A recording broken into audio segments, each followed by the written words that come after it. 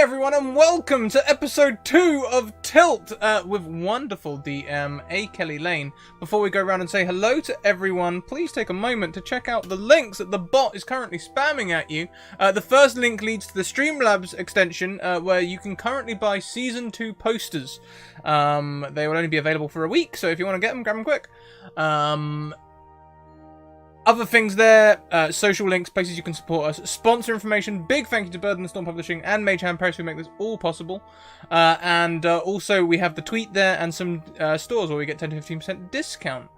Without much further ado, let's go around and say hello to everyone, starting of course with our wonderful Dungeon Master. Oh, hi, Kelly!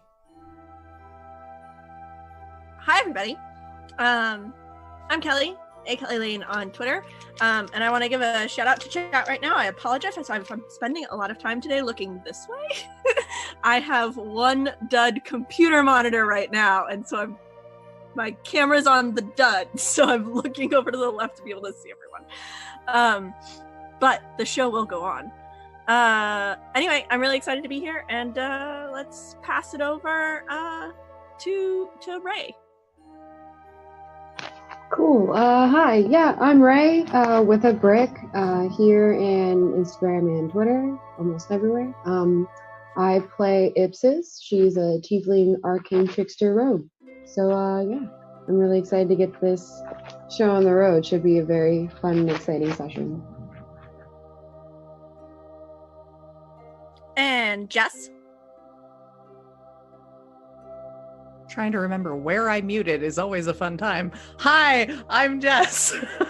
Little Cup of Joe on Twitch and Twitter. I will be playing our token human, the barbarian Sandor, who is a trash can because that's what I do. We have kind of a theme for our characters in general here. And passing it over to Vera. And you're muted. I swear I clicked unmute. I swear. Hi, everybody. It's me, Vera. I play Ransom, who is also trash fire. It's gonna be great. Again. Just all of us burning. And Scrat, do you want to say anything about Lon's Delight? Of course, today I'm playing Lon's Delight. Lon's Delight is a tiefling mom, or protection fighter. The way you interpret it is difficult. And does anybody want to volunteer to give a recap of last week, or should I roll for it? Oh, Vera, you want to go ahead? It makes sense that our secret keeper Ransom would be willing to do the recap. My flower crown is so big because it's full of secrets. Okay, so we all met in the town of Dawn, Sandor meeting up with Ray and Lon's Delight first when he attempted to mug them. Lon's Delight decided to respond to this with aggressive mothering and dragged him back into Dawn and into the nearest tavern. There, they bought an all-you-can-eat breakfast from the innkeep, whose name I'm blanking on because I can't open the thing. Great. What was the name? Soren, that was it. It's the name of the, yeah, okay. But then they also met Ransom there, the grumpiest tiefling possibly ever. They all got to know each other a little bit, and then there was an avalanche. Good team bonding turned out to be, though, because they saved the shopkeepers next door and then ended up going back, noticing some very strange happenings, though, starting with Ipsis seeing a portal and then weather shifts. There was discussion of that, there was the healing of the shopkeep, and then they kind of went out, got more supplies, and noticed another portal and some very strong winds. Get back to the tavern, spend the night there, and in the next morning there is a monk from the temple that has been so famed and mysteriously considered there to collect them.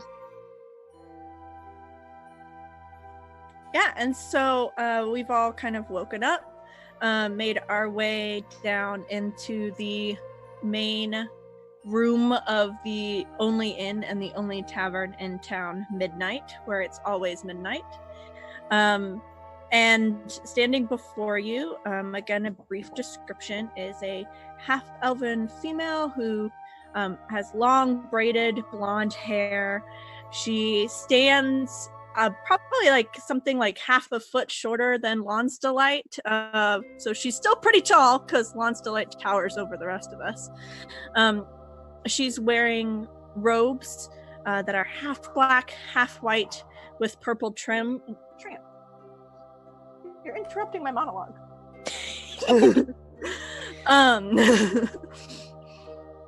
And unlike my background sounds, hers does not involve dogs playing with tennis balls. And she just told the party that you are who she's looking for. And right now, this early in the morning, it's just the four of you and her in this room. Really quick, how tall is everybody again? I know Lonsdelight is the tallest, but how tall is tallest? Lonsdelight stands at 6'3". There is a distinct heel to her hooves. Andor's 5'11". Yeah, I'm about 5'7". Ransom is about 6. Even. So we got a tall party here. Yes, we do.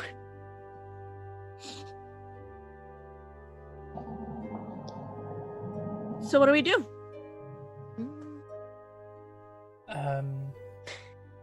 She stands quietly in the center of this room, kind of expecting you all to approach. What exactly is it that you expect of us? Well, you wanted to go up the mountain, correct? I was sent to fetch you. Yeah, see, that's the weird part. Haven't you noticed that everything is weird around here? Yes, Yeah. but usually people don't actually talk about it or acknowledge it. It's easier for most people to accept what they can't understand. Okay. I say So- we just go and follow. Right. Well, no point staying around here, I guess. Lead the way. Lonsdelight will grab... Well, not grab, but take Ipsis by the shoulder and pull her in. Be on your guard. Yeah, you as well. Kelly, could I try a threat check with this one? Yes. Thank you. Where's perception? There it is. Wow, I'm great. You can tell that she stands very confidently, very secure of her footing. She doesn't look like someone who is going to be pushed over easily or back down from anything. But she also isn't posturing. She also looks very casual, almost laid back in nature. So there's nothing about her that really reads like she's going to come at you or anything like that. Okay, thank you. And she just says, Might as well. well, that was a little bit easier than it normally is. You do this often? Actually, this is my first trip. No one of the order makes too many trips. It's part of our final test to help travelers up the mountain. And to see if you actually return? To see how many actually return, yes. Right. Why is that a thing, exactly? The disappearing part. The pass is quite treacherous. The trail, there's regular rock slides. There are things in the woods. Things that are self-assured enough not to just come out at night. It's really like any other mountain trail, though. There's always dangers. Great. Mm-hmm. Just Okay. like any other. Sandor's gonna walk around behind the bar and look for a bottle to fill his flask with. Ransom's gonna roll his eyes. Sandor, perhaps you could go for water today. I've already got a flask of that. I think I'm good. I want to refill the important one. Mountain Pass, you never know, we might get stuck in a rock slide or something. We may thank you for that extra water. Right. Or maybe the alcohol will dehydrate him and then the altitude will make him pass out and we'll just watch him fall off a cliff. Ransom, it's really not polite to speak that way. It's alright. He's not wrong. Have I ever struck you as unnecessarily polite in the 24 hours you've known me? Politeness is never unnecessary. There are times. We see Sandor while they're talking. He rips the cork out with his teeth, spits it aside, fills the flask, and sets the rest of the bottle back on the counter. And then walks back around. You actually managed to find like some decent quality like whiskey or something behind there. Yeah. Something not too cheap, but that'll still burn on the way down. Yeah. And this half-elven woman, while this Vera while Ransom and Sandor and Lonsdelight are going back and forth, she kind of leans towards Ipsis and is just like, "Are they always like this?" Yeah, that's pretty much how it goes. I just let them kind of figure it out and just watch the chaos unfold. I rather like watching them interact. This is gonna be a really long walk. So, speaking of walk, you said this is part of a test. What kind of test is it? What is the meaning of it? It's just to prove that I belong as part of the order. It's somewhat symbolic, I guess. One of those things that they've always done it because they've always done it. But usually those who come down from the mountain to bring up travelers, that's why nobody makes too many trips. All right, well, let's see if we can gather everybody together and actually start making this trip. And I'll kind of like walk over into the scuffle of whatever they're doing. We have a donation before we carry on. Grant donates to give a multiple choice wish to Sandor, our good son.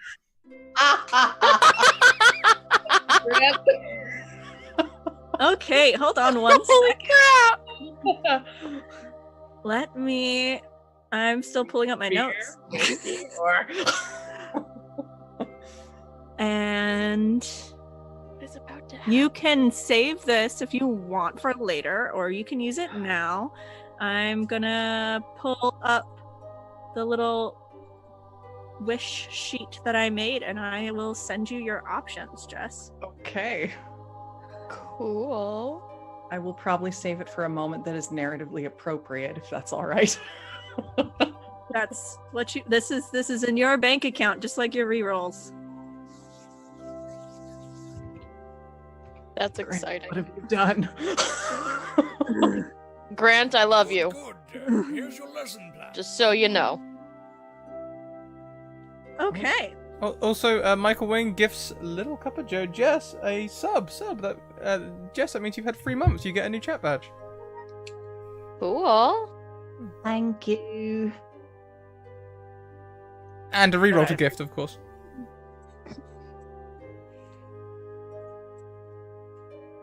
Okay. So Ipsis has kind of wandered over to the group that is doing the usual bickering. What does that look like? So, is there anything else we need to gather before we head on out? Is there anything else we want to search the tavern for or try and pick up? I got mine. I think we took everything we need, and I'd rather not take anything else from Soren.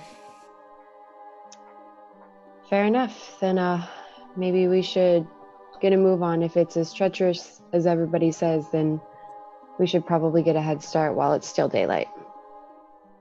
And Ransom, as you talk about not wanting to take anything else from Soren, you notice that the monk has moved. She's actually moved behind the counter, and it looks like she's taken something out of her pocket and kind of slipped it into a basket under the register area. Perception check to see if I catch what it is. Sure. Looks like a gold coin. He kind of eyes the monk for a moment, but then just kind of dips his chin in a nod and looks away. And she doesn't really pay you any attention. She acts like this is just part of what she's supposed to do. And she heads towards the door and she goes, well, if you have everything that you need, if we start now, we'll get to the top by nightfall, which is definitely wise.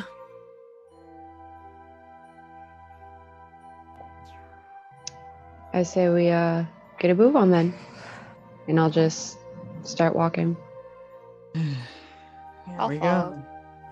And Set she will follow. head out the door and lead you kind of off the main path through town. And for a while, you're just kind of walking on what looks like a path. Basically, it's not really a road cut out, but it looks like people regularly walk through here to get back into their houses. You actually pass rows of houses, and you see a few people that are waking up, kind of shutters coming open.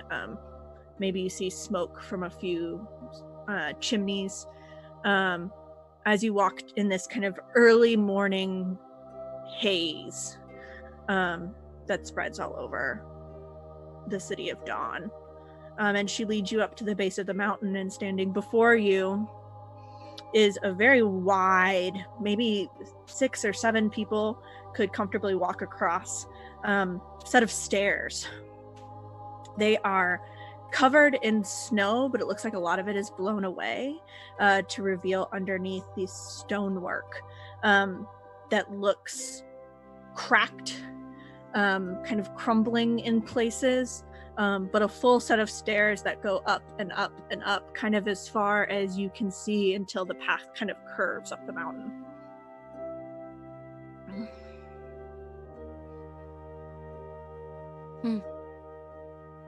And she turns back to look at you and she just says, well, this is the easy part, at least. We head up the stairs until the path begins to narrow, and that's where it begins to get dangerous. There's sections where we can only go one at a time. Others where we have to look out for the woods. But just stay close. I've, done it before, and I made my way back down, so hopefully I'll get everyone through. Tell me, guide, do you have your lucky charm on you? I have all I need with me. And she kind of pats her shoulder where you see this emblem that's this kind of dark circle and a star in the middle. Lon's Delight will take a piece of rock on a string out of her pocket and be like, you should take one of these. They are very lucky. They are made from meteorite. Oh, all right. That's intriguing and would definitely kind of be on theme, I guess. It'll only be 5 copper. And she turns and she actually opens her pockets and empties them, and she's like, we don't carry any money. Too bad. Take for a shyster. Jess, what did you say? It didn't take you for a shyster. Sandor, how rude. I'm shocked by this side of you as well. Calling it like I see it.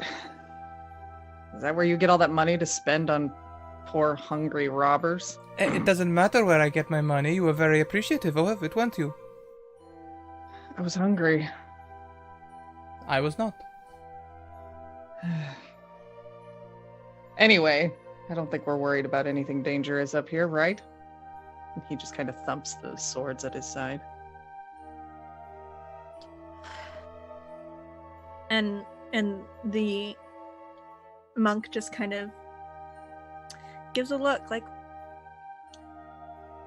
we'll see how much those help you. Foolhardy, never to be concerned. And she begins the climb up the stairs. This part of the journey is pretty peaceful. There's a really wonderful little breeze through the trees. Everything smells fresh and clean. You can see this kind of on either side, this kind of untrodden snow where it doesn't look like anyone has stepped off the path in a very long time. You may even, as you move, see like a deer off in the woods that scatters away from the noise you all are making. Does anybody want to have a chance to chat, or are we going to kind of head up in relative quiet?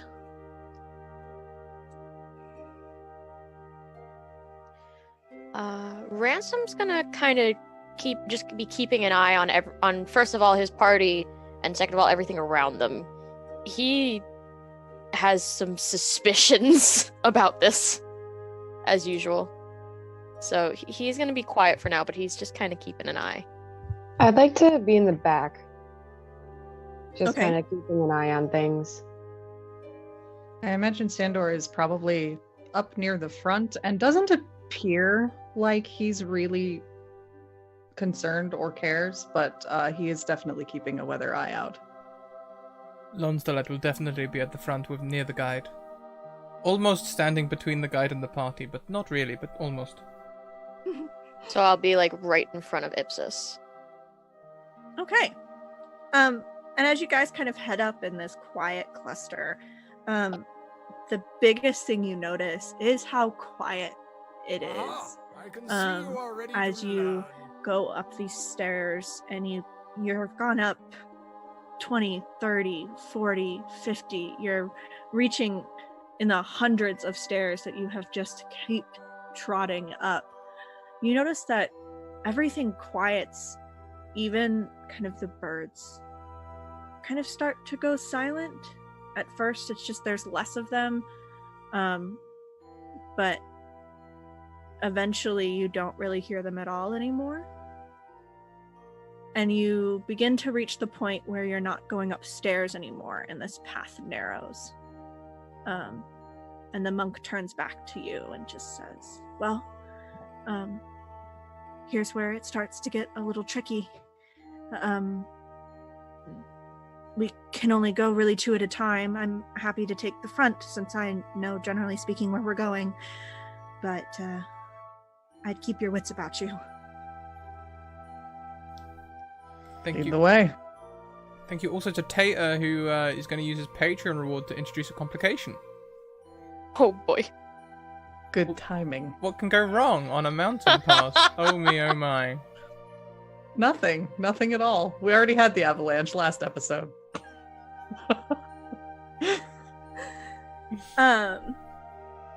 Tater, I'll let you know when that happens. It will be soon.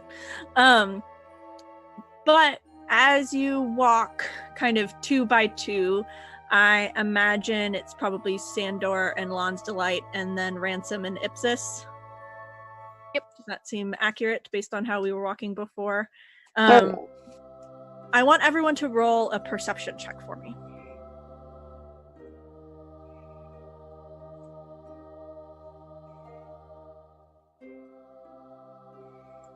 Ooh, dirty 20.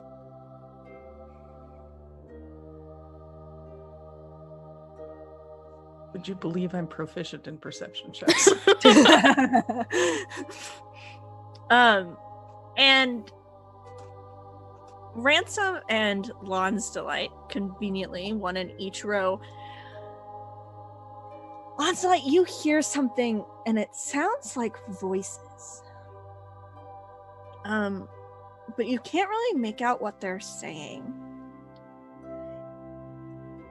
And as you look around, you don't see anyone besides the party that could be clearly making these voices. However, Ransom, on a dirty 20, you recognize that it's just a cacophony of voices just whispering, oh, hello, hello, hello.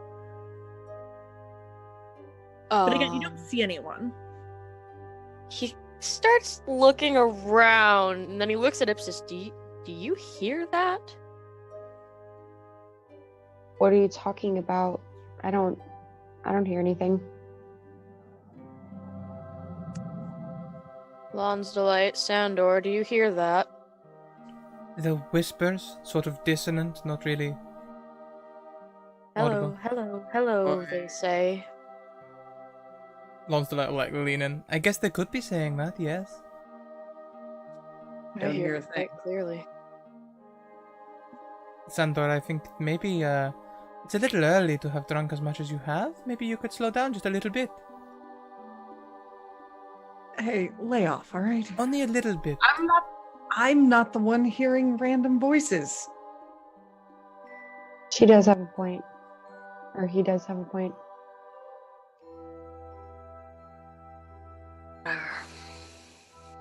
Well, two of us do not. Guide, do you hear the whispers?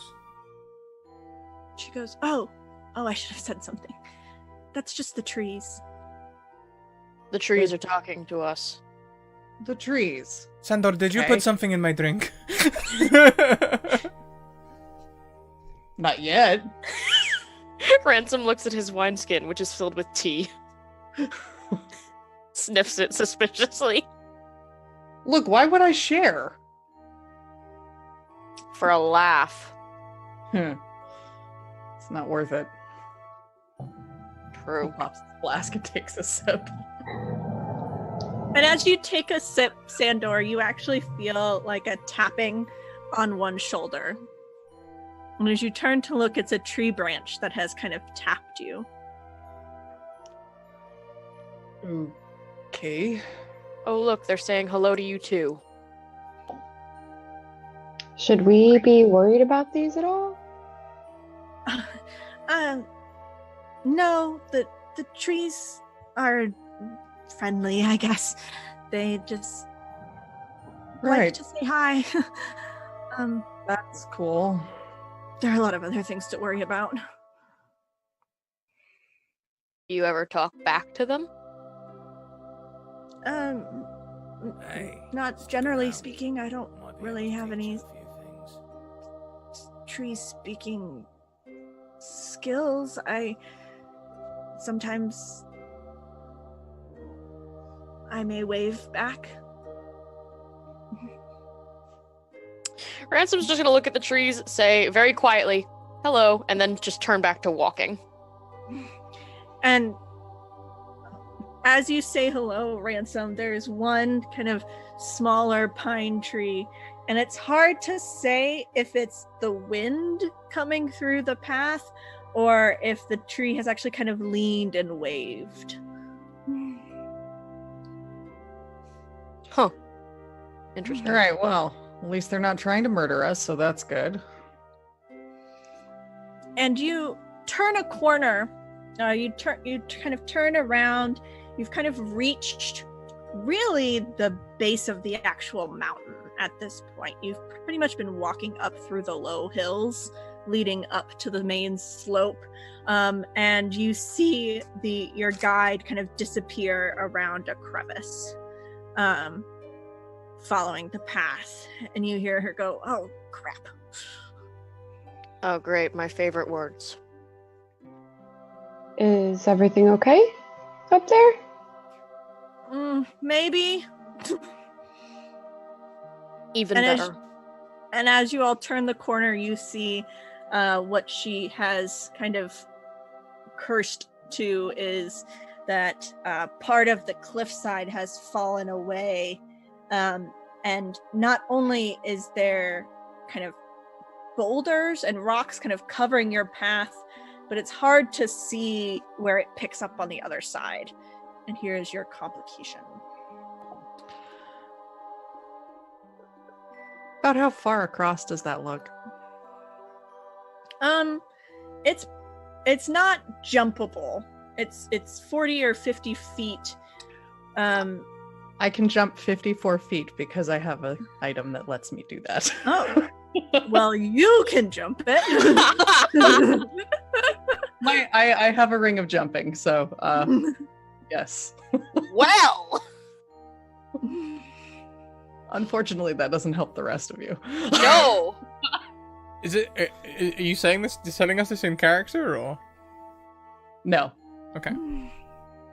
So standing before you basically is this rock slide of these boulders that you might be able to scramble across, but it is precarious at best. And you see this monk almost kind of like shuffles her robes, maybe even ties them off to get them out of the way. And she goes, it's rock on either side. We have to go over or through. Huh. I guess Over through where? Rock slide. I don't know about you guys, but I could jump it. Definitely not. Absolutely not. I have rope.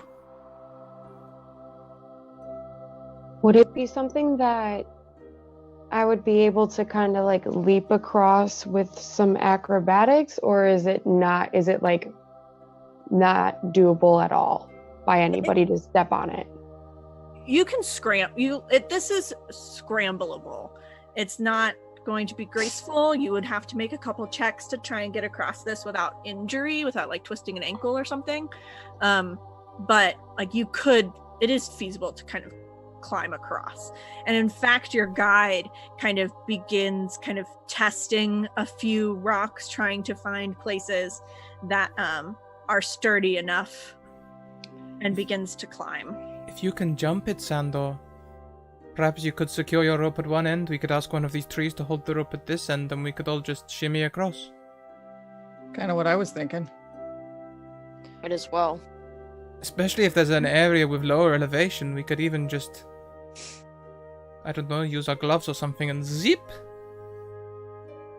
Right. Well, I want my rope back, first of all, when we're done. It's the only one I've got. It's okay, Sandor. We'll give you back your rope. Good. I can go last, and you can haul me across with the rope. Okay. So you guys are going uphill, following this path. So this Great. rock slide is uphill.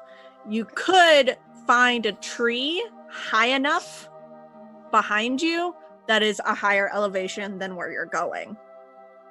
But you'd have to climb the tree and zip line it. Okay. So, Maybe just use the rope as a guide. Well, I could try and scale a tree. I'm pretty good and dexterous. I've also got these. And he kind of digs in his pack and has a set of pythons with the rope. That also works. Stick it in the rocks and go. If it will hold us all, I don't see an issue with it. All right. Give me some space. I need to get a running start. Backing up. So with a running start, his long jump is 54 feet horizontally. There is plenty of room for you to get a running start. Right.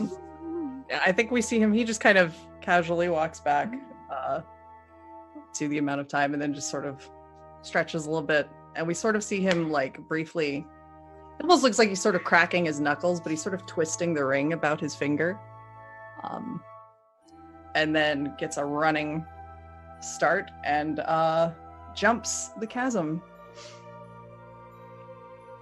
And you leap across this in a ridiculous fashion, and you actually kind of leap past this monk who's maybe made it like a third of the way across. She's kind of taken a break sitting on a tall boulder, and she watches, and she's just like, "Wow, never seen that before." And you land on the other side. I will say that this is about getting close to your max jumping, so it's not necessarily a graceful landing, but you hit snow, so it's not hard. But you may be a little wobbly through the knees. little probably. right. Yeah. Okay. He kind of dusts off and gets himself back on his feet. And then I think he'll plant one of the pythons in there and wrap the rope around it, and then kind of wing the other one across the chasm with that attached to it to try and catch it and just say, "Heads up!" Roll a strength check for me to see how well you can actually... Strength. Let's do it.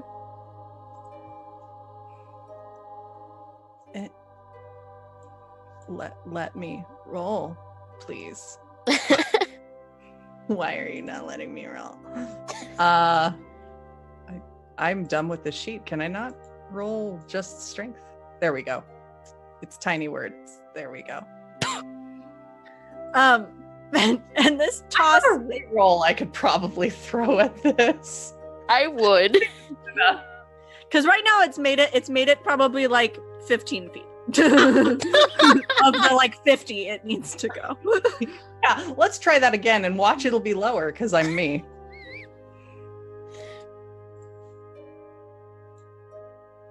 Oh boy! Good use of reroll right there. You knock out everyone else in the pie.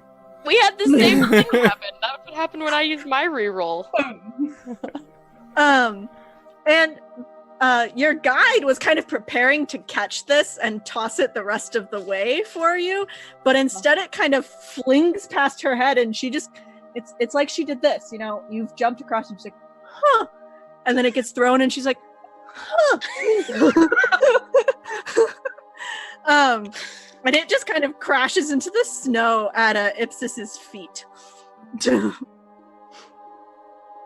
I will pick it up, and I'm supposed to just like put it in the snow right in front of us, right? Or is it supposed to go? Yeah, to a specific place? Well, it's like one of those spikes that you can use to secure it in okay. rock or stone or something. Just find a secure place to jab it. Cool. I will do that. I have a hammer, so I'll find the best place to do that and hammer it in if I can. Roll survival to see if you can find a good place to do this. Ooh. Okay, on a 15, you can find a good, maybe it's like a just kind of a rocky outcropping that's kind of in the middle of the path that maybe you guys had to walk around it before, that you could hammer this into kind of a pre-existing crack and get it pretty snug in there. You try and wiggle it and it doesn't come out. And you all can try to cross. Is anyone apt to go first? I mean, looking at us, I'm probably the heaviest. Perhaps I should go first and...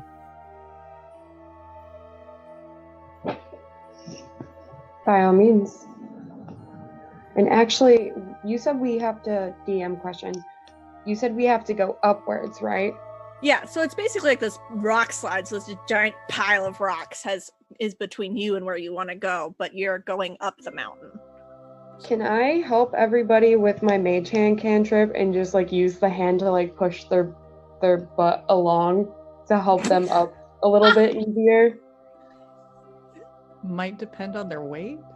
Yeah, like especially Lonsdelight, who might be a little bit heavier, like try to give her a little bit of boost. Ipsis, this is most improper. I'm just trying to help.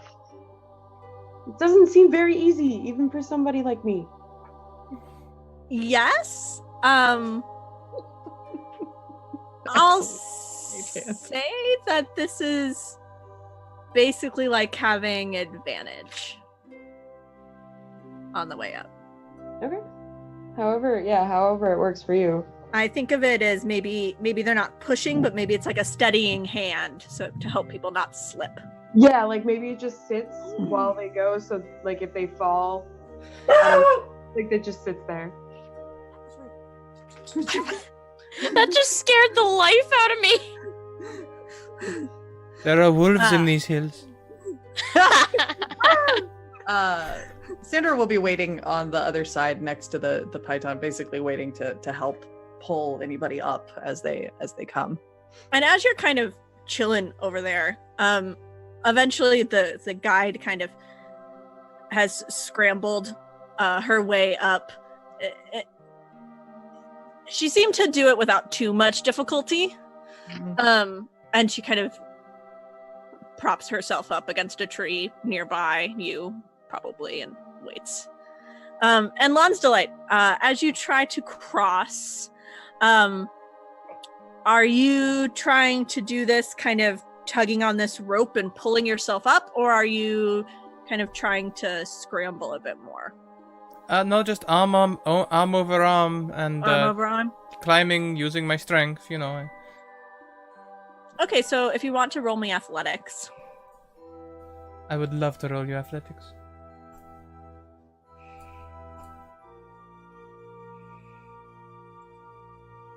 And you make it probably, you've got like 10 feet left before this kind of brute force attempt. What happens is one foot slips out from underneath you and your knee kind of crashes into a rock.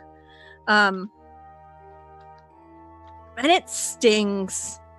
You only take like 2 points of damage from this crash, but your knees are also sore. You're able to kind of get back up and scramble the rest of the way, but it's not fun.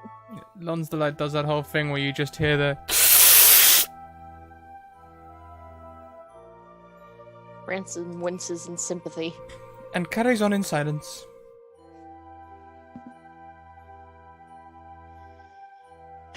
And your fall has put a little bit of strain on this rope.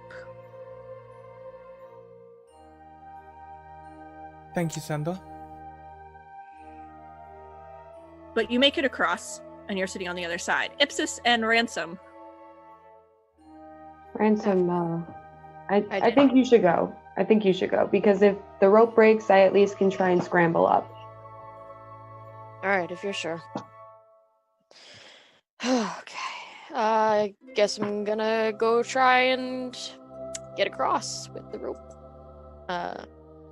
Kind of leaning more towards the dexterous side of things than raw strength, though. Kind of trying to strategically pick places where you can put your feet flat. Yeah. Okay. Then roll that acrobatics. Ah! And you make it almost all the way, but again, about halfway, your foot, you've picked the wrong spot for purchase, and your foot kind of slides down in between two rocks. You don't really take any damage. You're a little stuck. You have to fight your way out. But as this happens, the rope snaps. And you have to make it the rest of the way across kind of on your own, which will require another dex roll. Another. Fun. Well, shit. Slightly better. And you kind of scramble back and forth. You almost have to get on all fours, kind of putting one way or the other. And you also take like 2 points of damage as your hand hits a sharp spot and slices open on the rock. But you make it across. But you are now bleeding. Yeah. Real graceful there. You owe me some rope. You have like half the rope. It snapped somewhat in the middle. 25 feet of rope now. Yes. Cool. With a frayed end. And Ipsis, you're the only one left on the other side. Okay, I'm going to take out, I have 50 feet of rope, so I will take out the rope, and I have a couple pythons. I'll take one, tie it to the end, and I want to see if I can at least acrobatically get across as far as I can to throw the rope up to Sandor to maybe help me pull the rest of my way, but I know that I'm not going to be able to throw it the 50 feet. So I'm going to see how far I can get and then throw that up if possible. Okay. And try to scramble where I can. Okay, let's do this as 2 checks. So give me an acrobatics to see how far your first scramble goes, and then we'll base your strength DC on that. Okay. Okay. So you are able to get pretty far before you feel like you're at that point where there's just no really good place to put your feet anymore, and you try and chuck the other end of this rope across the rest of the chasm. And that's a strength, you said, right? Yeah. Okay. And you are able to get it all the way. It doesn't actually reach Sandor, but it gets across to the other side where Sandor can grab it. Once it comes over, he'll grab it and stick it in there and just kind of plant his foot on it to keep it steady. And you're able to kind of brute force your way up the rest, even climbing over a pretty steep section. And you all are all on the other side of this rock slide. Somewhat a little bit bruised, but all in all in pretty good shape. And your guide kind of looks at you and she goes, well, that took a little bit too much time. We really have to hurry, otherwise we're not going to make it before dark. Right. Sandor wraps up what remains of his rope and stows it all away. You should burn the end. Okay. A frayed rope, it'll just keep spreading. If you burn it, it'll gel together. Oh. Sure. Okay. Well, I don't have anything to start a fire with. I wouldn't start a fire in these woods either. We are all tieflings. Yep, I wouldn't burn anything, given the trees. Talking trees plus fire seems like the worst idea. Let's just go. We'll do it later. Okay. Yeah, I was actually polite to them. Let's not ruin that tentative friendship. But I mean, what could go wrong? They were already Why did getting you have to say that? touchy-feely with me, and I don't want them to get more touchy-feely in the angry way. Why did you have to say that? And in in fact, at the word fire, Ransom, on that dirty 20 that you had earlier, you actually can hear the trees kind of shudder. And even some snow falls off a few branches. Yeah, no, let's not do the fire. And while we're at that, actually, Sandor, how much have you been partaking of your flask as you sit on this other side? A fair sip or two. He's not even a third of the way through, though. They're very small drinks. Okay. Just a mouthful, basically. Okay. You with how much Sandor consumes on a regular basis, it's probably not really even affecting you very much. Your tolerance is quite high. Pleasant right now. You feel that kind of warm tingly in your belly, but nothing else really. And as you walk up, you hit a point in this path where it splits. You see in one direction, you see the curve of the mountain. You see the path narrows. You're almost walking, you'd almost have to walk on planks, kind of hugging the cliff face to get around. However, in another direction, you also see what looks like an old ladder heading up and up and up, straight up the side of the cliff. And this is where your guide stops you. And she just goes, I always take this path. And she gestures towards the kind of very, very thin trail around the mountainside. She goes, generally, I think we have more success, but some try to go straight up. They go to the same place eventually. And it's my duty to tell you have a choice, but again, this is the way I go. I mean, can anyone think of a reason not to go the way that the guide recommends? I can't. You do hear the wind ripping along the edge of this mountain now. You are getting very high up. He's the one who knows the way. Yeah, if you say there's more success going that way, then let's do it. There's no reason to risk anybody's life over a path. Yeah? Being the Here? paranoid ass that he is, I'd like to insight check the guide. Okay. See, is this really the best way, or is this, maybe we can knock these people off the mountain? So, Go ahead. holy gods! I Ransom see does- into her soul. And Ransom does what Ransom does best. Yes. And she's telling the truth. She definitely seems more nervous here than she has before. But you get the sense that it's just because this is where things start to get tricky.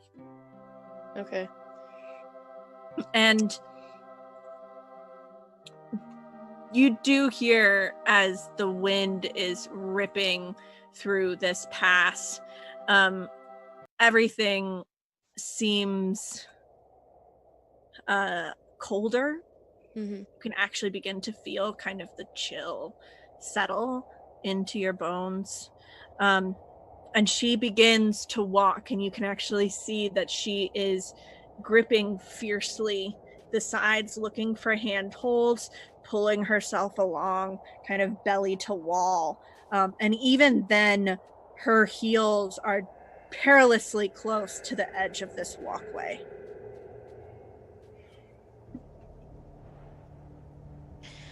Might as well not tempt fate if this is the best way.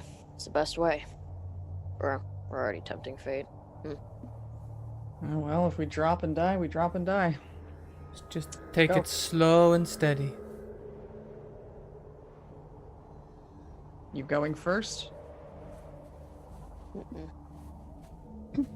All right, I will. Perhaps I should go last. I'm, again, the heaviest. I'll stay by you, maybe Ipsis with Sandor. Try and keep the dexterous ones with the heavier ones. We'll be at the best chance for lunging and grabbing. How dare you call me heavy? He just grins at you. He has no armor. He doesn't care. He's being an ass.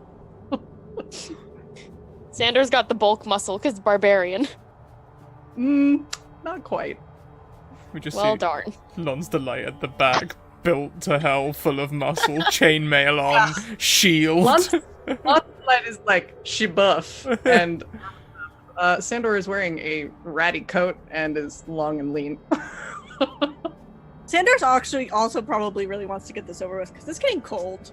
Yeah, he's like super not into this cold weather thing and would like to get to a place where he can drink it away. So he's just going to follow the guide and So roll that acrobatics for me. yep. Did you want me to roll 1, 2, or are we doing it one at a time? Everybody can kind of give me an order that we're going across, and then we can kind of all roll. I'll go after Sandor. Okay? And then Ransom and Lon's Delight. I'll be Yeah. last, yes. Okay. Catch So me when I let's fall. see those. Red.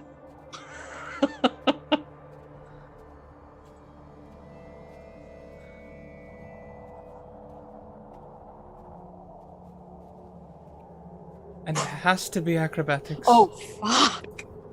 Oh It has no! to be acrobatics. There is I'm not gonna- enough here to get a grip on. Did I have a reroll? I don't remember. I do. Yes, I'm gonna take that. Because that was painful. I will take that dirty 20. I will hardcore take that dirty 20. No!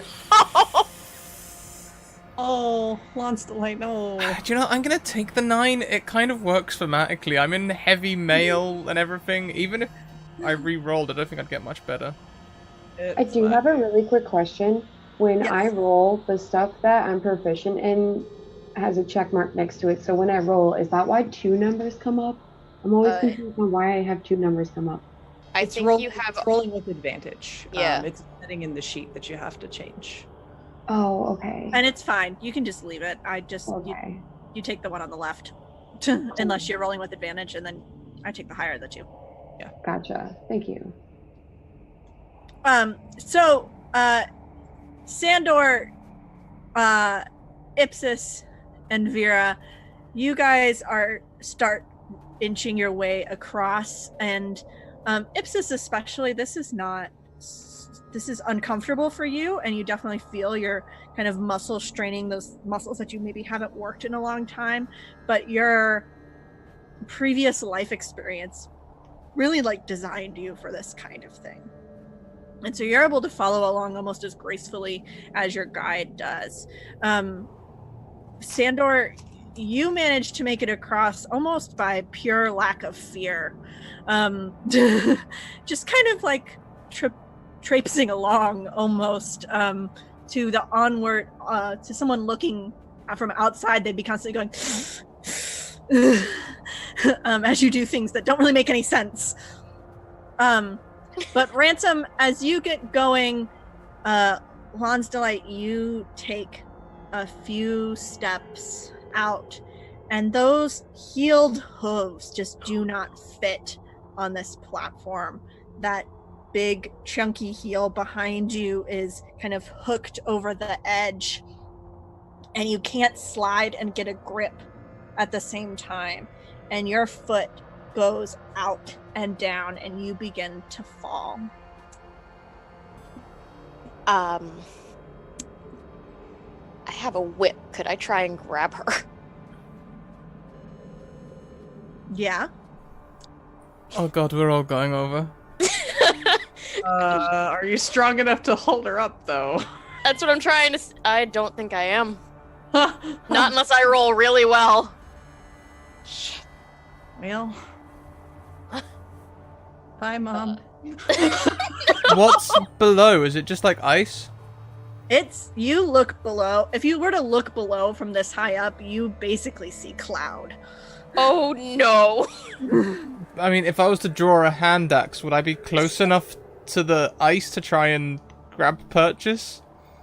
She Lara Croft That's what I'm thinking. Can I Lara Croft the heck out of this? Yeah, sure. You could try and whip that hand axe out and stick it into the side of the cliff, maybe. Ransom, would you still like to try and get that whip out there? It's probably the issue is he would, because he doesn't want her to die. So How kind of him. yeah, look, he's an asshole, but he's not heartless. So I guess that'll be an attack with my whip. I'm not trying to hurt her. I'm just trying to grab her. Okay. I want you to re-roll that for me. Okay. Ransom. I'm gonna Okay. use one of my re-rolls. That was a waste. It is known. It is known.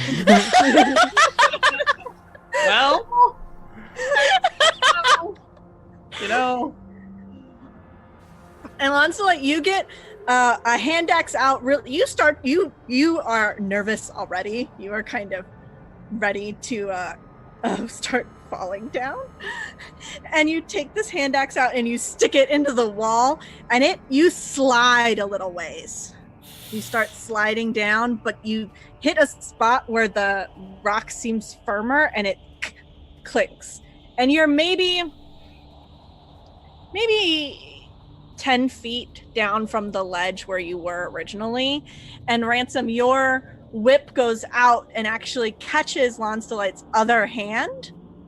And you're able to kind of catch the hand, and you're not quite falling, but it doesn't seem like you're helping at all either.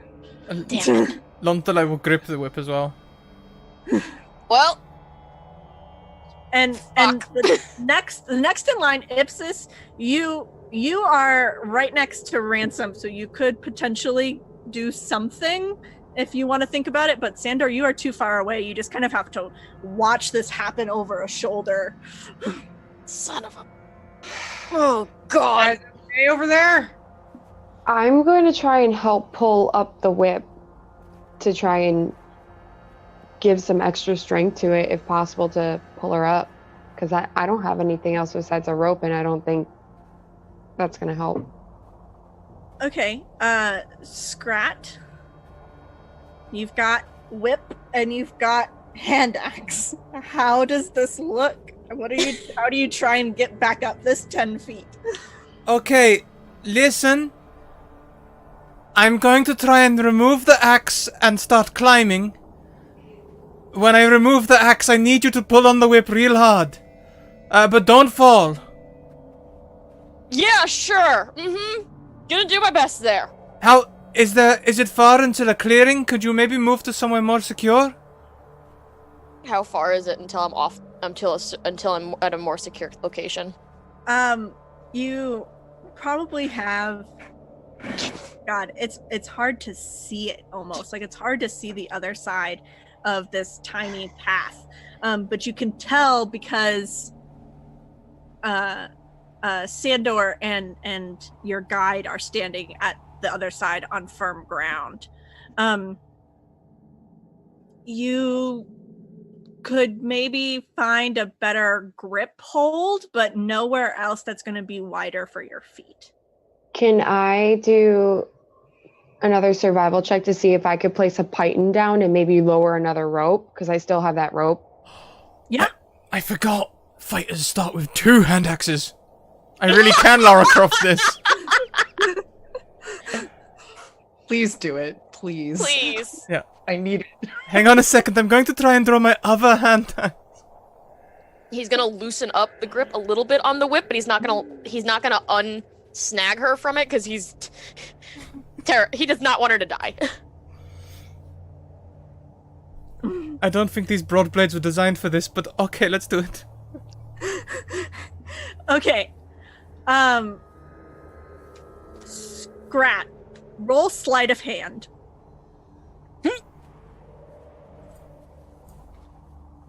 Yes, indeed. Oh damn.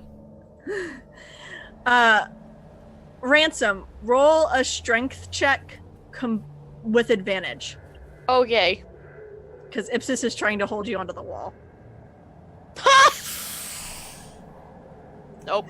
I would like to gift my reroll to Vera. I was just going to say the same thing. So that's fine. Okay. Thanks. It's with advantage. I'll say you can re-roll with advantage. Oh, okay. Thanks. Okay. So Ransom, you're able to kind of loosen your grip, but not lose your grip on the wall because because Ipsis is pressing you up against the wall, and she has firm footing. And Onslaught, you can pull out this other hand axe, and now you've got 2 hand axes stuck in the wall. And you want to roll me in athletics to see how well you Lara Croft your way back up? Yes, I do. I've got to start rolling well soon. Not this time. I don't suppose that us holding the whip that also has a hold of her would give her any advantage? No. Okay, yes. You can roll with advantage because you do have some of your weight being lifted up by Ransom and Ipsis combined. There we go. That's a significant difference. There we go. And so between the 3 of you, a whip, 2 hand axes, and some decent grip, Lancelot manages to Lara Croft back up, and you can pull yourself back up. You almost have to Lara Croft it over the lip that you're all standing on. Do I need to make some sort of ridiculous 10-foot jump, or? No, you've just slipped. You're able to get your feet back up there eventually. Don't have to do any side strafing 10 feet jumping. Okay, cool. Honestly, I'm glad. It's not that Lara Croft. Ransom's a little pale. Yeah, how is everybody feeling? I'm panting at this moment. displeased. I have certainly worked up a sweat. You guys doing all right? We're just fine, Santo darling. Okay. What have you been doing this whole time? Waiting for all of you. I'm fine. Good for just imagine fucking you, you. Like He was- sitting on a rock. He was Just too like- far away to help. Doesn't matter. Ransom's annoyed. I think he was still hanging onto the ledge, wasn't he? Because he was a bit farther ahead, but not all the way across. Yeah, I'd say you were a bit farther ahead. You probably couldn't help reach up, but you were pretty close. If you had wanted to kind of ignore the struggle going on behind you, you could have gotten all the way across. Would Sandor have just been like, eh, and kept going? Or No, he waited until it seemed like they had it handled and then kept going. So probably by the time they've caught their breath and managed to come across the remainder of the way, he's already there and like taking a drink. Need I remind you that I'm the one who's slightly inebriated? And after a lot of huffing and puffing, and maybe even Lon's Delight trying to get some bonus grip with hand axes along the way, shuffling side to side, the five of you make it to a spot where it looks like you've curved around the mountain and you've hit a spot where the path kind of opens up again, where you can probably fit two across. But the wind is howling, and you can see that the second layer of clouds, these bigger storm clouds above you, are coming in, and it's starting to get dark. And you know from how long you've been walking that it's probably something like mid-afternoon.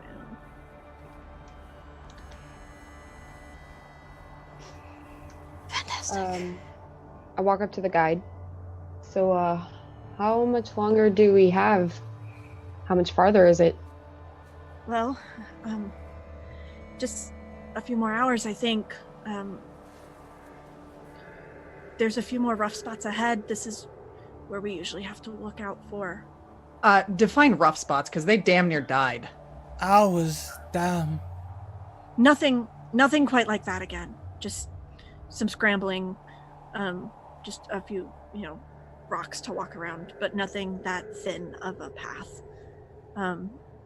Up here, really what you have to look out for are the things in the forest. You said that we can't light fires, so does nobody stop halfway through the journey if it takes too long and they have to go into the night? How does that work? Does everybody make it by nightfall? Well, that's why we come to get you first thing in the morning. We've know some groups that have tried to hold out the night, but it gets really cold. Fantastic. Yeah, no shit. I think we've established that part. Ransom's gonna take one look at Sandor, take off the extra winter cloak that he got, and drop it around his shoulders without a word. Santa, would you mind if I had a sip of your flask? Not at all. After that, you fucking deserve it. He hands it over. Lon's Delight will just take a quick draft. Not small, not large, just, Dutch courage. Did I hurt you Potent. with the whip? No.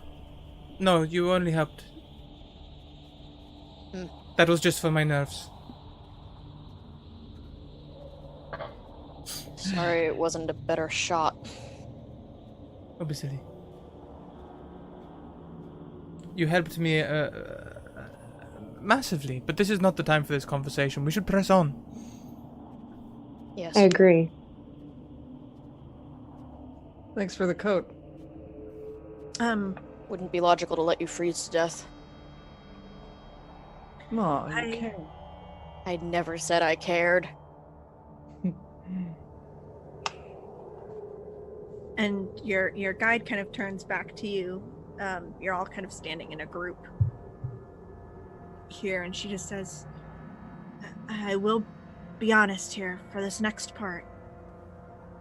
stick close to each other and try to block out anything you hear. Fantastic. I hear everything. Block out what we hear? How do you Yeah. mean? Like physically? Should we stuff our ears? That won't necessarily make a difference. Just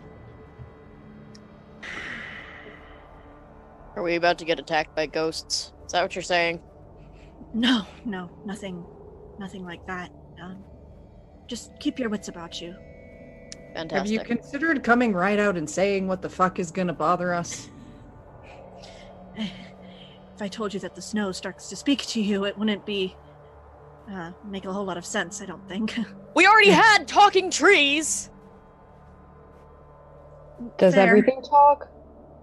Can we just assume that everything talks? That would actually be probably a safe bet. Great. Okay. Fair enough. Talking snow. I did not bring enough alcohol for this.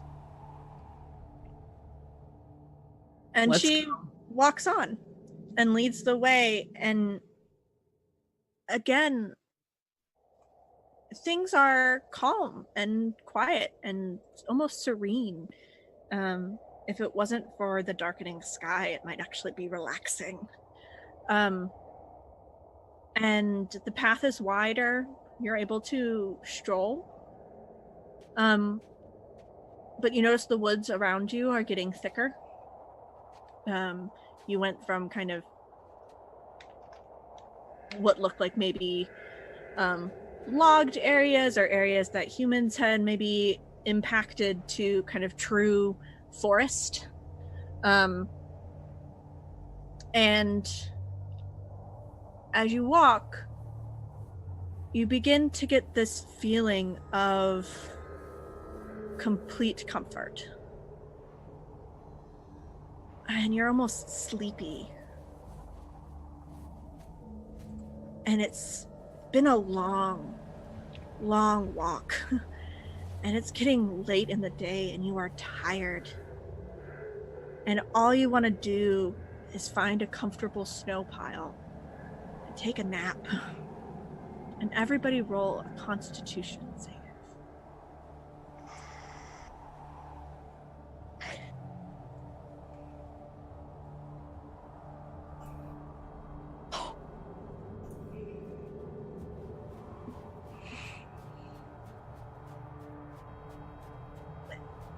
Ipsis and Ransom, this need to sit and lay down and rest seems like a really good idea.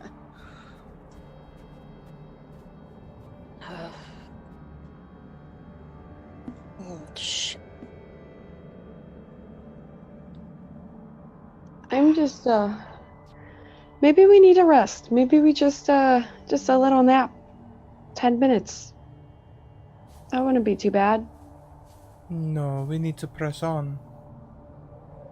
Ipsis, you didn't hit your head at all, did you? No. I'm just, it's been, really tiring. I feel really tired all of a The sudden. adrenaline rush is getting to us. I feel the same. Also, it's pretty fucking cold. You sure you weren't, like, dying? No. I'm definitely warm. But I don't know, Fine, I I'm just tired. Sandra's gonna look at Lonsdelight. Which one are you carrying? I'll take Ipsis. Okay. And Ransom, you actually sit. Okay. Yeah, he drops. Sandor's gonna just come over and hook his hands under his armpits and heft him back up. Ha! Come on. And he will- Manhandling. Yep, pretty much. I could princess carry you. Absolutely not. I just right. am tired. So shoulder it is. Ha! Slaps you in the face with his tail. Ow! Shit!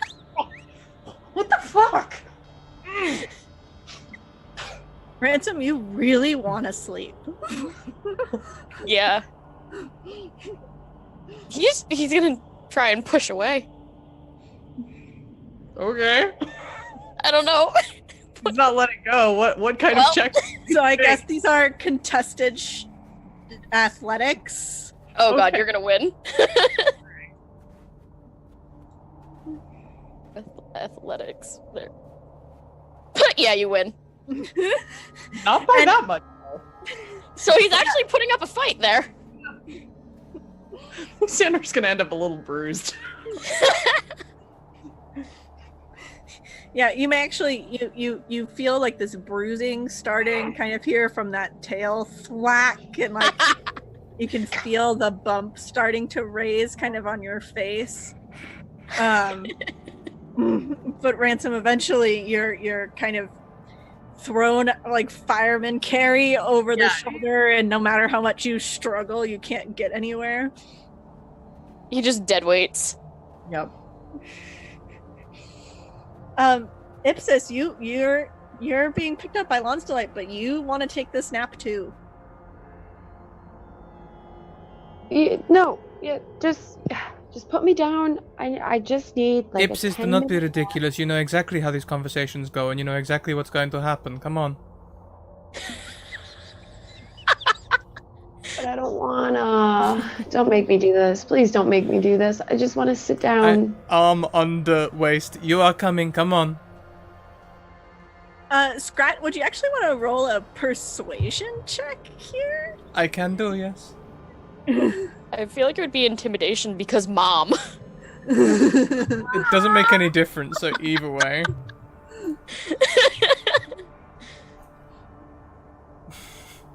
Oh yeah, the dice know. The dice know. And Ipsis, you have these kind of competing feelings in your head, right? You want to rest and you want to sleep, and the snow is so inviting. But you have been here, you have done this with Lonsdelight before, you know better. And what does it look like as kind of Ipsis gives in to these insistences? She's gonna just kind of look down, take in one huge deep breath, and then just kind of like a child, just kind of like pick back most of the weight up off like Lonsdelight, who's helping her, and just start walking. But she kind of has that cranky attitude, and one tiny tear just falls because she's so tired. She's just so tired. But she knows that it's not worth fighting over. I don't care how much you sulk, you're moving. Come on. Fine. Let's go. And this is so effective because Ipsis and Lonsdelight, you have been here before. Not here, like, physically, but, like, in this emotional back and forth. What does this moment remind you of? Why does Ipsis know that there's no fighting this? Probably the first time that they met, it was kind of almost exactly like Sandor. It was very, you're just going to do this. It's going to be futile, and if you don't want to tag along, I'm just going to follow you until you do. So basically it's like, okay, there's no reason to fight. There's no reason to argue with you, because you're just going to do it anyways. Scrat, what was Lonsdelight trying to convince Ipsis to do in this moment? Was it just like Sandor and you wanted to get her to eat something? What was it? I think I think it was probably after because we met each other like as mercenaries, right? So I think it was probably after one of the missions. Perhaps they went wrong or something, and Lonsdelight found you down in the dumps, and that's when she decided to adopt you. Yeah, I imagine like I was like scrounging or stealing, and you like watched me slip away and followed me and just saw me like eating scraps, and you're like, no, this is not gonna work. So cute.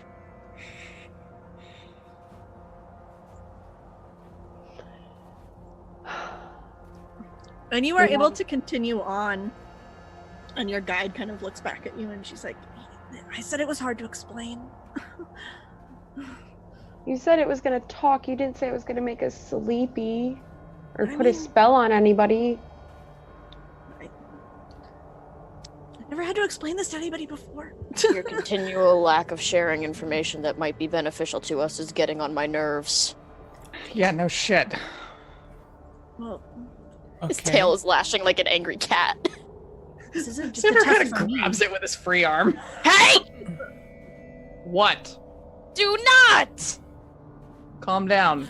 Looks like we got a new friend. Well, I mean, this isn't just a test for me. Thank you very much, role players who've come in with the raid. Welcome, Tia and friends. Hello. Hello.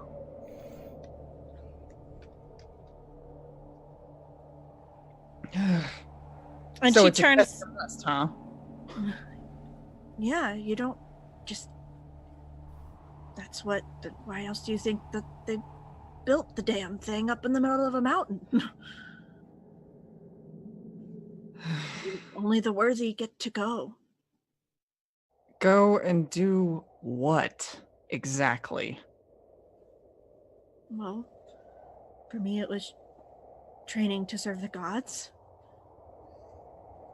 For you, I'm not so sure. Most people that come up are pilgrims. I'm not quite sure. I was sent to fetch the four of you. You're not exactly the normal pilgrim type. So people who seek a bunch of different things come to the monastery? It's not just for worshipping or a pilgrimage for deities? It's people who are looking for answers. And they're looking to the gods to provide them.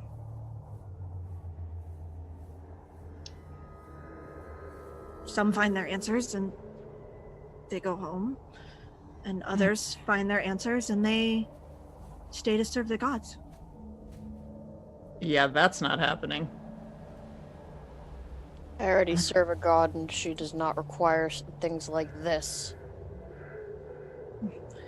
Well, that's very lucky for you.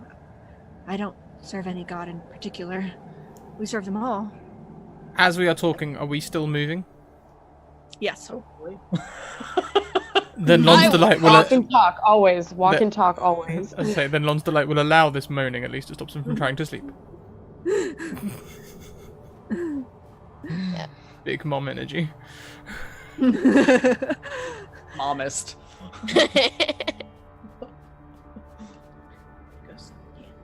You all ask an awful lot of questions. But, Well, yeah. It's kind of dangerous up here. Well, you ask an awful lot of pointed questions, but I don't think any of you actually even asked my name. What's your name? Ariel. Nice to meet you. It's nice to meet you too. You know, maybe I'd be more forthcoming with my answers if people were a little friendlier. You could have introduced yourself when you picked us up. Well, you guys didn't introduce yourselves. I don't know what I'm doing. Then why are you doing this? Because I was told to do it. So you just do what you're told? What the hell? Sandor can't relate. Nope. Not in the least. It's part of my service. How long has it taken you to get to this part of your service? How long have you dedicated yourself to the monastery and to serving all of the deities? Oh. It's been a few years since I made my own climb, maybe 5 or 6. And then this is my final test. And then I will spend my life on the mountain.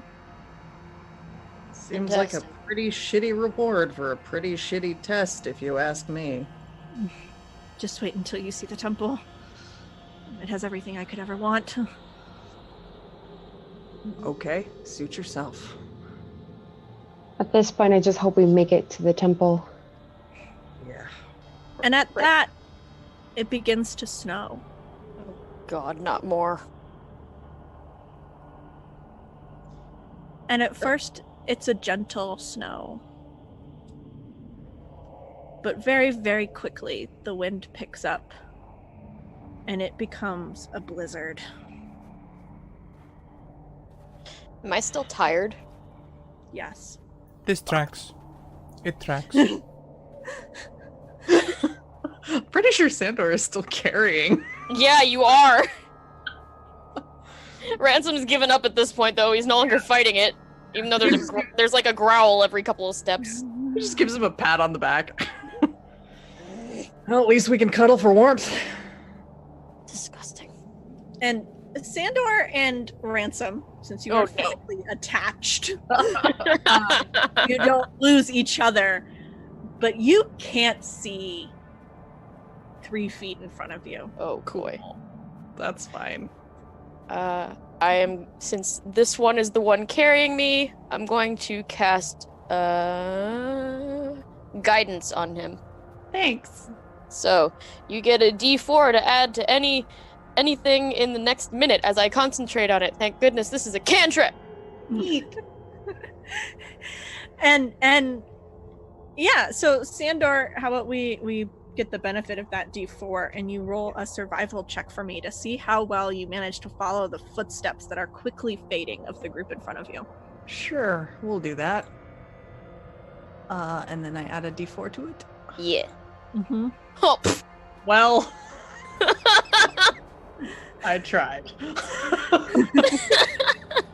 I can say I tried. is there any way I can look too, or no, because I'm being carried? You are, for all intents and purposes, basically facing Sandor's butt. So I thought this was a fireman carry!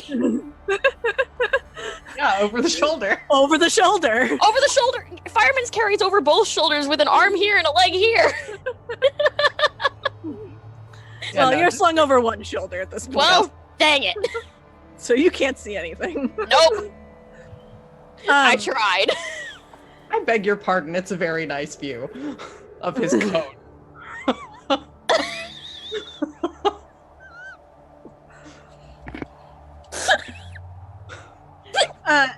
Ipsis and Lansdelight, I imagine you were basically arm in arm, so you are also kind of attached together. But you notice that you cannot see Ransom and Sandor behind you anymore. But you can see your guide, who has stopped a little ways ahead and is looking around. Can we is there, how far behind are Ransom and Sandor? Or do I not know? You don't know. The last you knew, they were just a few feet behind you. I'm going to trust that they're right behind us and just following us and just try and walk right up to the guide. Like, guide ourselves up to the guide. Yep, I'll call over my shoulder. Stay close, Sandor! Can we hear them? Yes. Okay. Working on it. They sound faint. You can hear them, but the wind is so loud, you are straining to hear them over it. And you have to yell. Okay. Yeah, he's gonna try to do his best to follow that sound. Okay. I was just going to say, can I have a necklace with a copper wire attached to it, and I want to use message and point behind me and just repeat exactly what Lansdelight said and see if they can hear that. Like over the wind and everything, see if I can speak more clearly to them. Yes, they can hear the message, but they can't tell what direction it's coming from. Okay, But that's you can fine. tell them something. I'll just say, just keep following right ahead. We haven't really moved in direction. We're almost to the guide. She stopped. Okay. Can I cast guidance again? And I'm actually gonna hold it. I'm gonna say that between Lon's Delight kind of trying to guide you through and the 14 earlier, that you're able to you actually, Sandor, you're so focused on trying to follow this sound that you actually bump straight into Lon's Delight's back. Okay. There you are. There you are. Glad you could join us. Right. Maybe we should tie to ourselves to one another with a rope. Don't threaten me with a good time. No. That's not a terrible idea. Well, I've still got half my rope.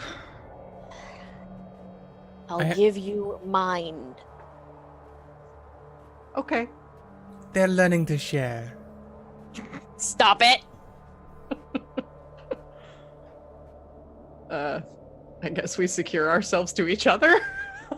Are we all doing that? Or are we making like one giant 4-person chain? Because I can also use my rope.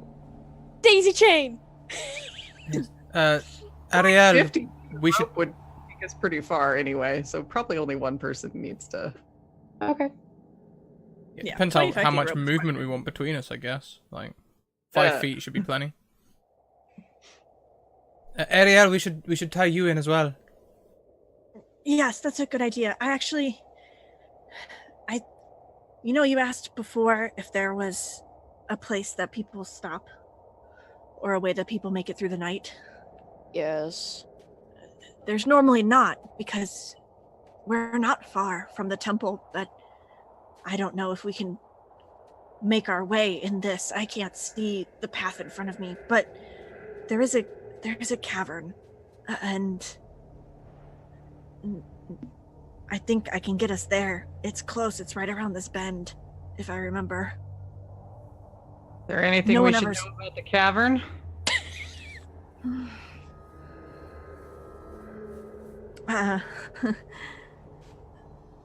It's said that it's a sacred place. We never really go. Sacred I to don't- who? The gods.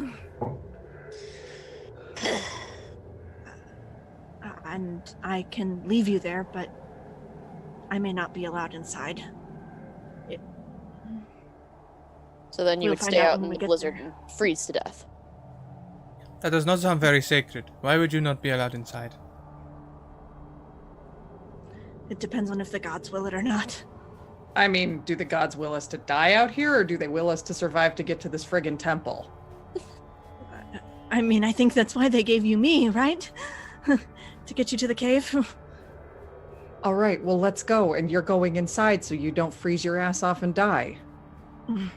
If they have a problem with that, they can deal with it later. And she just kind of smiles and nods at you. I don't know who and these takes one gods. end of rope. I don't know who Yeah? these gods think they are, but if they think that they're not going to let you into their cave, then they've got another thing coming. I will chew their ear off. She's like, I would like to see that, actually. Or maybe I could just ask mine for a favor. We'll see. Hmm. But let's get out of this storm. Yep, second that. And she takes the far end of the rope, and you guys are able to kind of walk one foot in front of the next. Ransom and Ipsis, you don't feel this need to sleep anymore. The cold and the biting wind is overwhelming basically all of your other feelings. In fact, Sandor, you are shivering. Even with the You cloak do I gave him? not.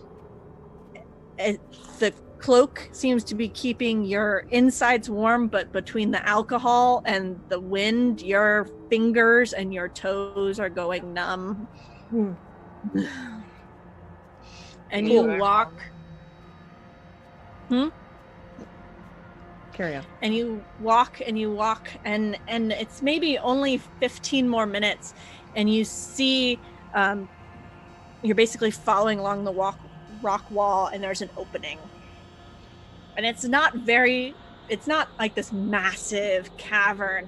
It's almost the size of like a large doorway. And it's actually kind of protected and sheltered by trees. You would never have been able to find this if you didn't have someone taking you straight to it. And she gestures. She drops the end of the rope, and Ariel gestures for all of you to move in. I think we go in. Yeah. I'm I go still in. being carried. With Ipsis in one arm, Lonsdelight's going to gather up Ariel in the other. You're not going behind us, if that's what you think. Come on. I really don't know if I'm going to be allowed in there. Good, Guess good. we'll find out. Lonsdelight, actually roll, if you're trying to kind of shove her in there, let's roll some contested strength. Can I use athletics? Yes. Oh, it's. I'm feeling real good about this. Yeah. And you're able to shove her in. Who goes into this cave first? Sandor will walk in and then set down Ransom. I imagine this is happening while Lonsdelight and Ipsis and Ariel are having this kind of conversation going in. So Sandor and Ransom, you walk in first, and you hear a crackle of flame in front of you. Whip around to look. And what used to be a dark room lights. And you can see all around you. But you are immediately distracted by the group coming in behind you. And Lonsdelight, as you shove Ariel through this doorway, Boy. you hear her just say, "I told you I wasn't allowed here." Oh no. And you see her burst into radiant light. And for a brief flash, you hear her scream out an apology. And she disappears. And everyone who watches this happen, roll a perception check for me. Ransom, this is what you're good at. Don't let me down, my boy, my boy. Dirty 20. Oh, wait, nope, that has an advantage on it. Shit. Should I re-roll that? Or just take the 5?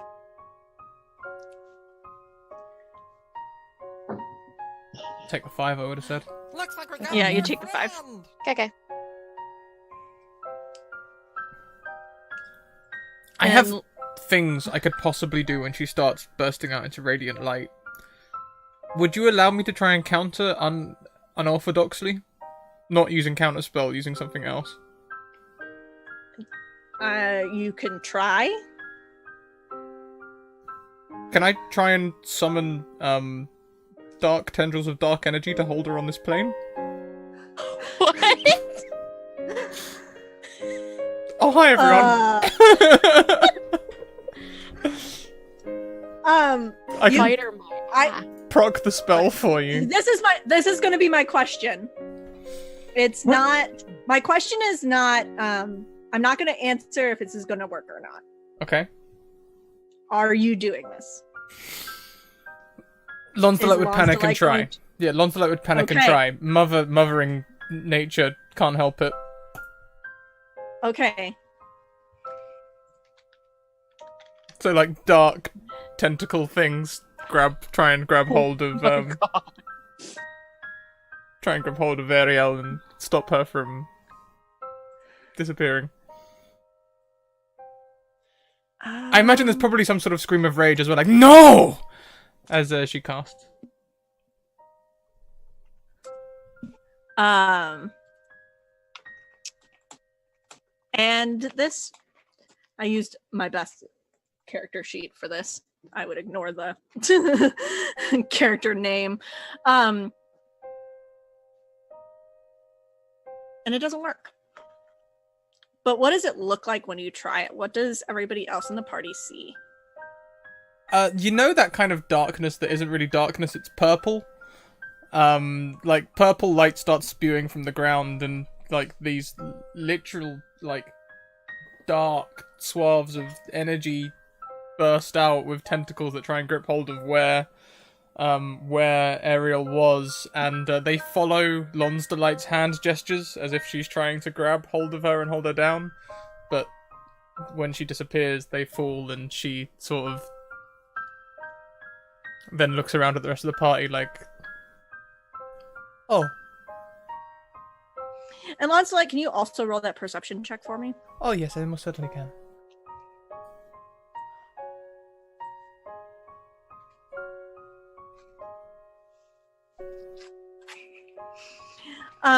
So Sandor, as this is happening, as these dark tendrils are spewing out, as this half-elven woman that's with you kind of screams out, what you see briefly protruding from her back are a pair of wings. Okay. As she disappears. And you all are standing in this cavern, which is pleasantly warm. You realize this crackling of flame behind you isn't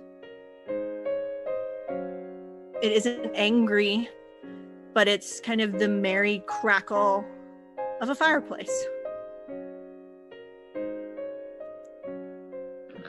Ipsis is just staring wide-eyed at Lon's delight.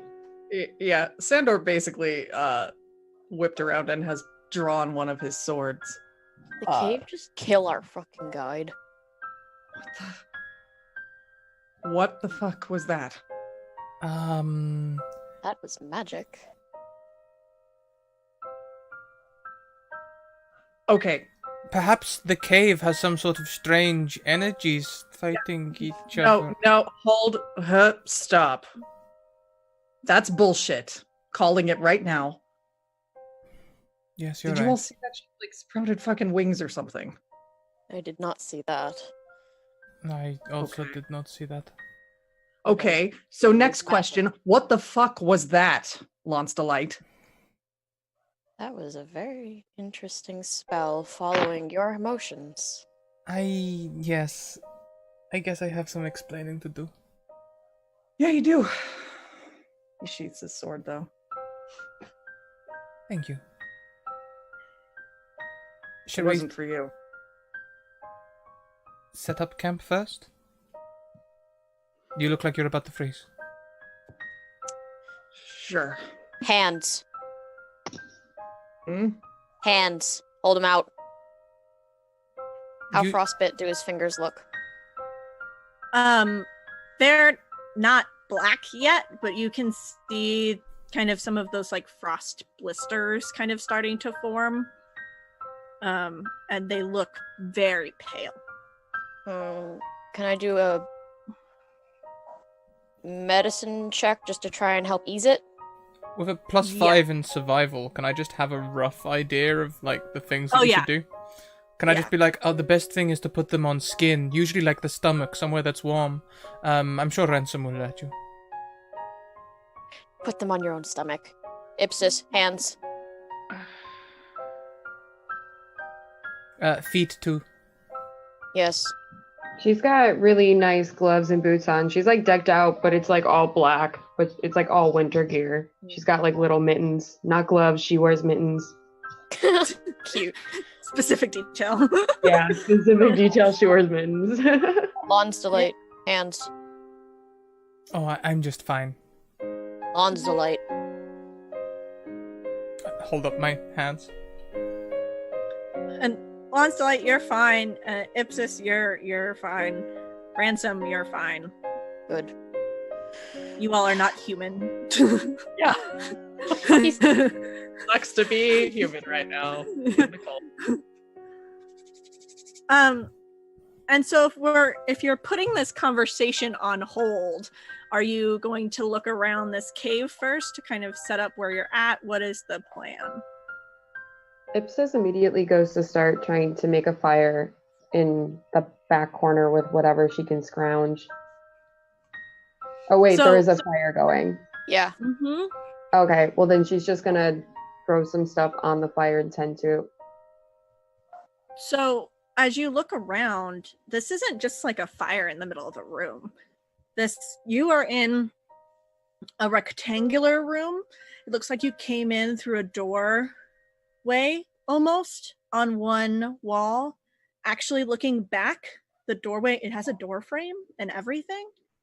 And you came in on one of the long walls of this rectangular room. And you are facing directly across from a giant stonework fireplace built into the opposite wall, where this fire is happily crackling.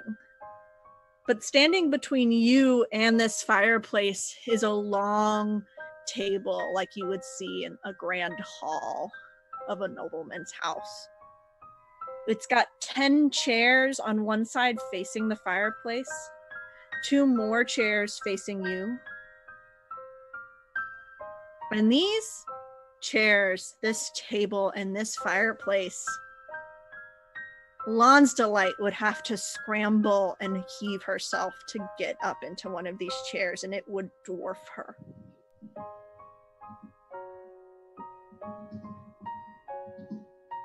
Ransom is looking distinctly uncomfortable. And in your panic of everything that was going on, you just kind of overlooked the enormity of this space.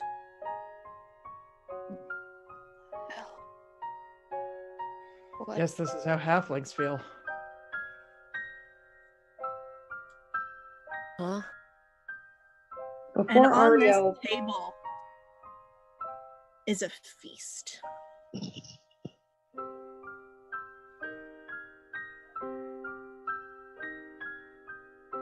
Ipsis would impulsively go over to start looking at what's on the table. And as much as she would like to take something to eat, she won't. I just want to kind of look to inspect to see if anything seems shifty.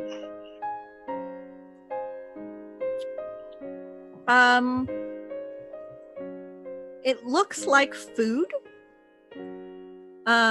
But what kind of things are you looking for? What kind of shiftiness? I guess I want to see if it seems magical in nature, like if it's really truly corporeal food or if this is just some sort of illusion.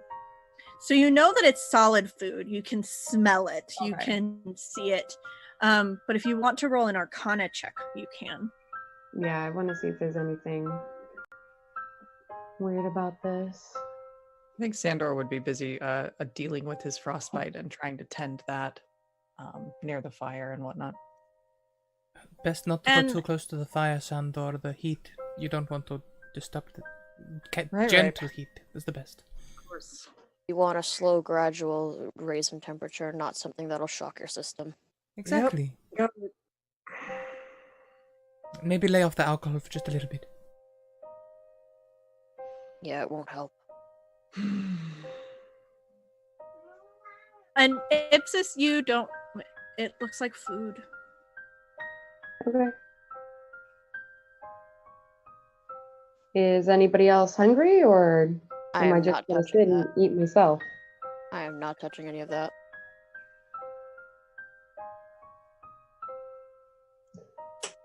I want to conjure. I was just gonna say I want to conjure up Mage Hand and just like stand at one end of the table and just have it touch something to see if anything happens when any of the food is touched.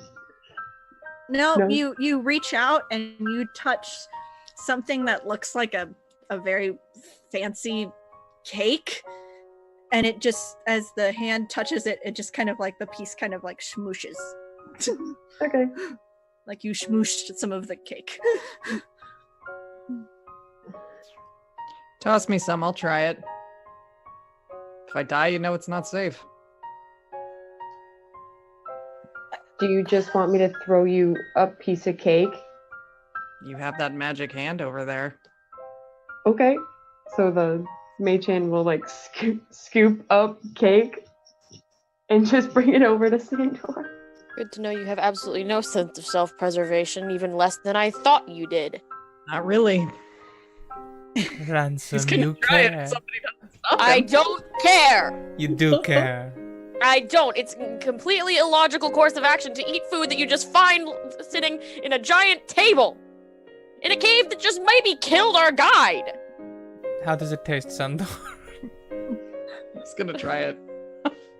And you have floating towards you a very deformed chunk of cake. I love it. Yep. And you can reach in with a hand. And are you gonna take a big bite? Are you gonna scoop some frosting? What are you doing? I think he'll just like break off a little bite of it and pop it in his mouth. And as you eat, you feel like this is some of the best cake you have ever had. Not some of, it is the best cake you've ever had. And it is very satisfying. And it makes you feel really happy. And it brings forth to you a really good memory. And this happy feeling that overwhelms reminds you of something that you've enjoyed in the past. What does it remind Sandor of? I think there was a moment back when he was much, much younger. And he was not looked well on by his brothers, but when he was trying to learn how to wield a sword like the rest of them, he didn't do well because he was left-handed and they did not know how to teach that. And it was very, very rough going, and they ridiculed him endlessly for it. He was the baby brother. It was just not good.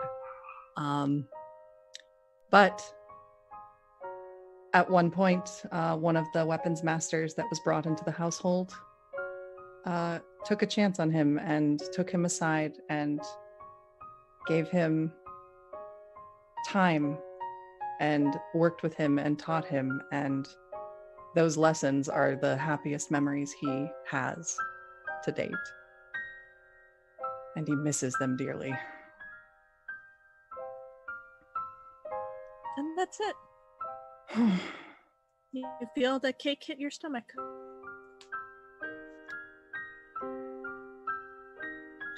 It's really good. It says we'll just take a hand out and just shove some in her face then.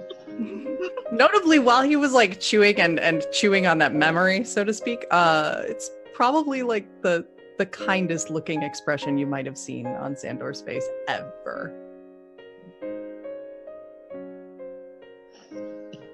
Alright, maybe it's not death then. I guess you can, if you don't mind tossing some more down Ipsis. I'll just conjure it again, I guess, and scoop more cake up and bring it on over. There's also like a whole turkey. You can get like a leg, and you can scoop up and bring down a whole bunch of food down off the table, enough for everyone to have something to eat. And all of you experience the same thing as you chew, whoever chooses to partake. You get it tastes amazing. It makes you feel kind of warm and fuzzy inside. Even Ransom has some happy memories that it pulls forth. Yeah. You may even see him smile for the first time. It's very creepy, and it only lasts a second. It's more he's fiddling with a medallion that hangs off of one of his horns than smiling, but he's fiddling with it.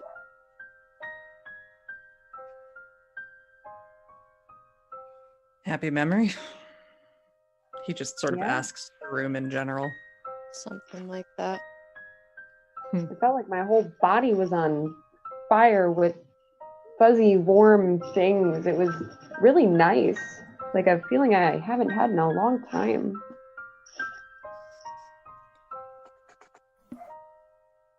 Yeah, well, see what it does in the Right, morning. you're muted. Lon's Delight's face might be bittersweet.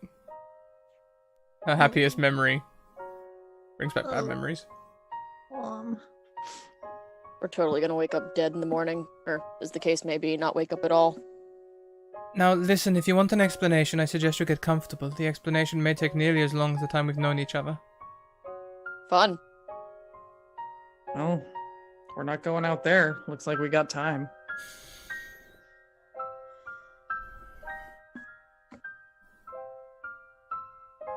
I did not ask for the powers.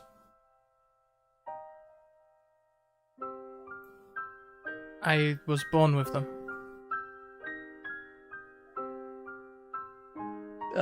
Because of the... He kind of gestures like horns. You could say that, yes. My father was a long time ago a con man, reasonably famous.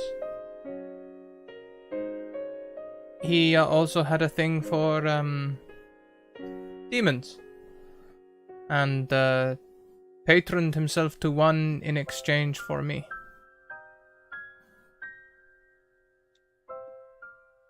Okay. He made a barter to have a child. Not just a child, he wanted the perfect rogue. He figured that beautiful demons, you know, would help with the charm and such. Mm-hmm. However, I think I was maybe 6 years old, I vaguely remember, when it proved that I would never be very good at stealth.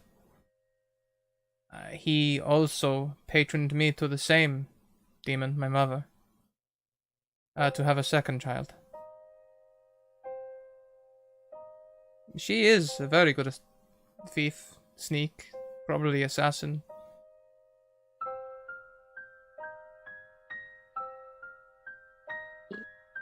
He bartered himself, and then when that wasn't good enough, he bartered you.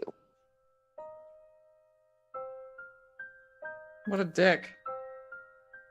The last I remember of him, I was 15. He decided that that was old enough for me to look after myself, so he bought me a room in an inn for most of a month. And that was the last I saw of him. That's why I separate myself away at night. My mother haunts my dreams. So that's actually despicable. That's fucked up.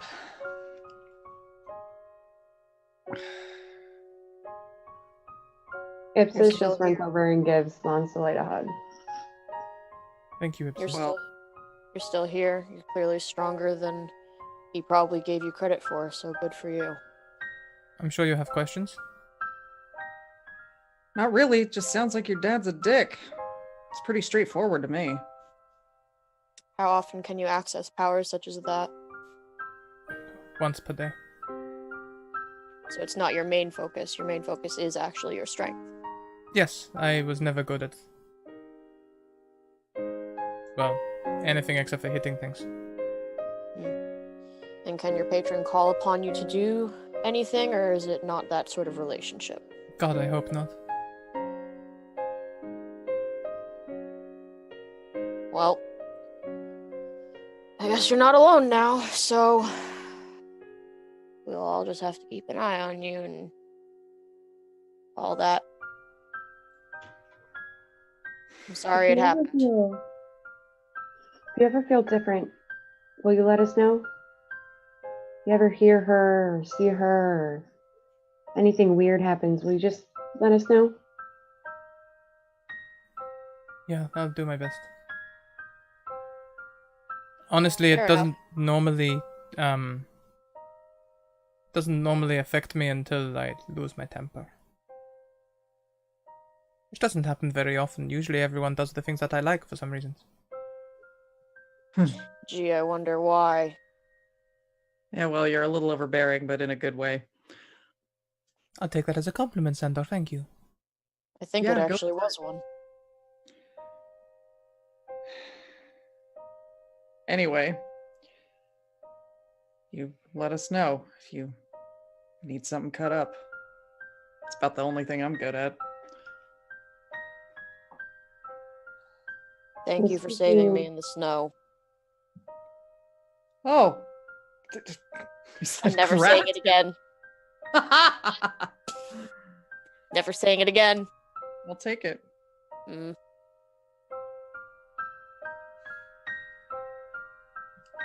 How about you two? Have you been flirting like this for a long time?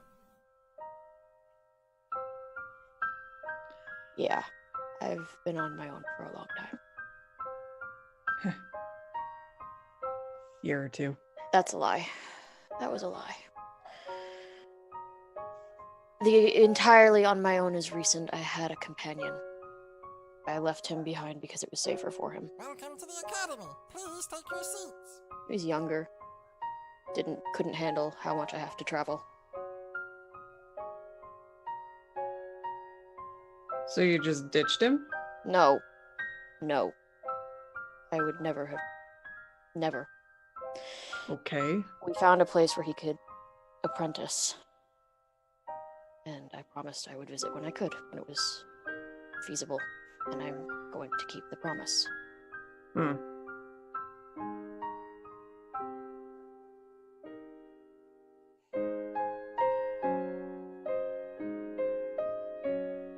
His name is Sylvanus.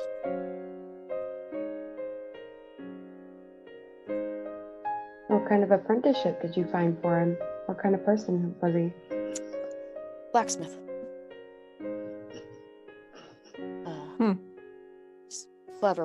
He's clever with creating things. Do you happen to have anything he might have made for you? Taps the coin that's hanging off of his horn. It's got a feather carved into it and painted black, and then it's secured on a metal band around his horn. It's about 2 fingers thick. Academy. Please take your seats. It's beautiful. Made Nice. beautifully as well. Yeah, he did well. How long has it been since you've seen him? 6 months. Well, hopefully we all make it out of whatever it is we're in, and we can go back and visit. He's something like a little brother, I guess. Family is good. Family is shit. Family is shit. Found family is different. Well, that's just the thing. Family is whatever you want it to be, whatever you make it. Whether born in or chosen or whatever the happenstance. I feel like family is always important. Having someone, anyone, is important.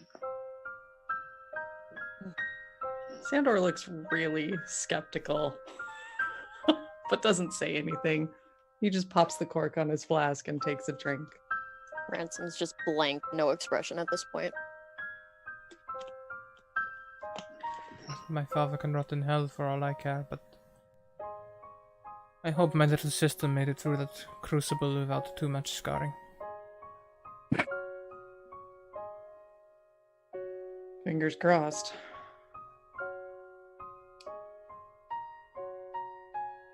And as we begin to quiet, everyone kind of settling in, probably going back deeper into their thoughts. The wind outside starts to quiet a little, but it's clear that night has fallen. And the fireplace kind of roars up, happily crackling.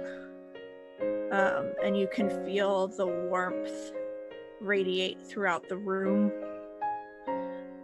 Sandor, your hands are starting to feel better. You feel like you can move them, although there may still be some sore spots. And the new roaring light from the fireplace lets you see more of this space and see the walls around you, see the chairs better. And is there anything anyone would like to do before you all start to settle in for the evening? I'd like to check on Sandor and make sure that his extremities are okay. Hope they are. Yeah, while he does that, Ipsis is going to take out her little gemshorn flute and just kind of make a spot by the fire, lay down on her back, and just play a little tune so everyone can start to relax and wind down. And beyond all reason, the acoustics in this room are great. Yeah. It's We get living in it. the musical montage cutscene. Yep. Yeah. Yeah. Oh, yeah.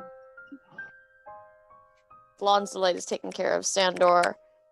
Ransom is gonna put a hand to that little medallion and step aside a little bit, and he's gonna utter just a real quick prayer to his god, just in the hopes that they aren't killed by this damn strange cave. And Ransom, as you step away to do this, your eyes are drawn seemingly by a hand on your chin lifting your face up towards the top of these chairs. And you see these 10 chairs on one side. You see shapes carved into them, but they look old and worn, and it's hard to make out. But there is one chair that calls to you and that your eyes alight upon. And in the top is carved a raven's head. A symbol that you would recognize. Well, that's at least slightly a relief.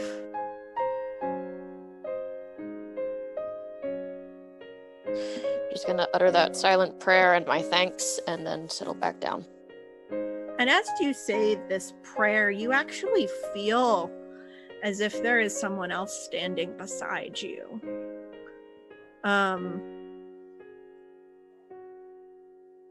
And it's not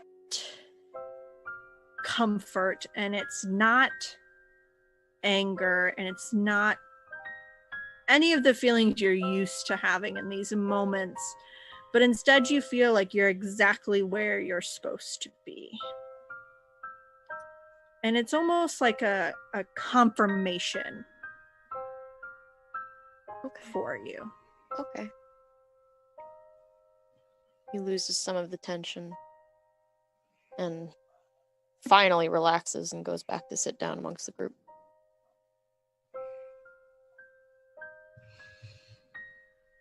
And is there anything Sandor would like to do in these final moments before rest while we wait for Scott to come back from his break?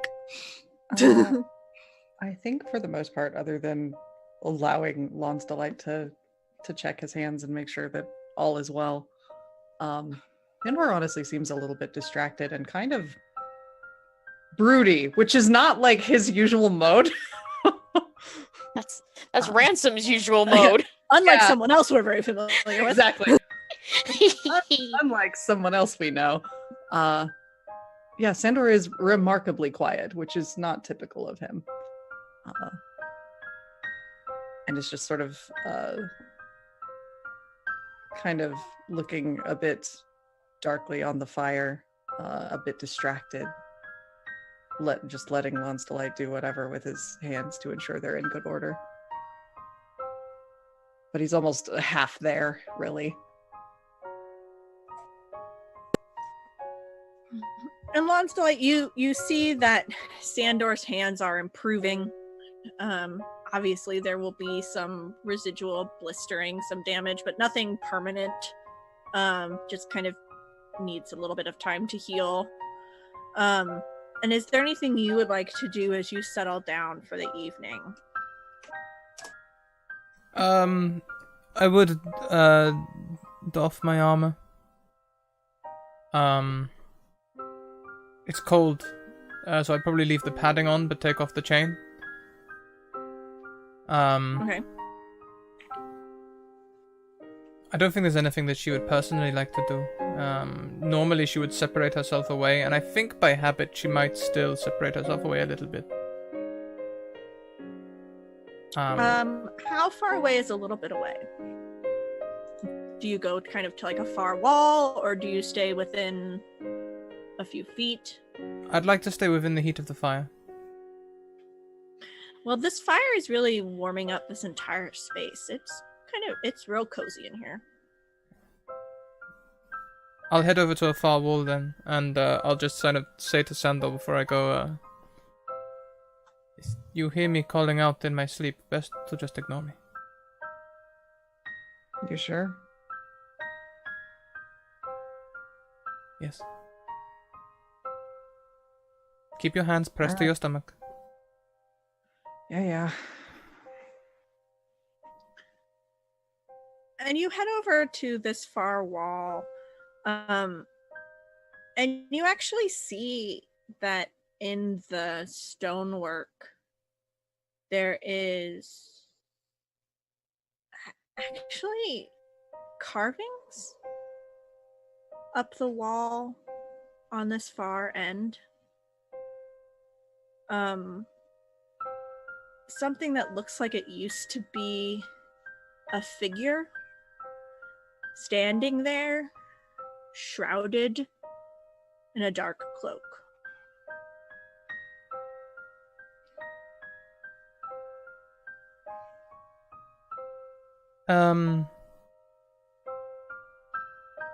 Would you all like to take a look at this? There's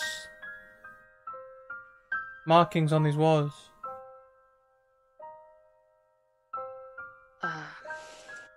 Sure. No walk over. What? Sander will kind of shake himself out of his reverie and get to his feet and head over. What's up? Carvings. Someone in a dark cloak. Perhaps it might reveal something about these caves. I am not a learned scholar. He looks to Ransom. Sandor is so far from a learned scholar, it's not even funny. Don't actually know all that much about religions other than mine, but I guess you I'll talk like you know a lot. I know a lot about a lot of things, but religion isn't one of them except for my particular faith. But I guess I'll inspect the carving? Yeah, you can use religion if you want to. You could also use history. I actually have proficiency in history, so we're gonna go for that. Oh god, nope. Nope. Ah! Well, Yeah. It's that a sure figure is in a a dark wall. cloak. He kind of just studies it for a moment. If it's a deity, it's not one that I know. Cool. So it's just some shady dude in a cloak. Pretty Okay. much. Are there any symbols around the cloaked figure? Or is it just like the cloaked figure? There may have been once, but they're hard to make out now. As you look, it's like I said, it's hard to make out. It's hard to see what it's there. If you would like to look for something more specific, you can roll something if you want to glean information, but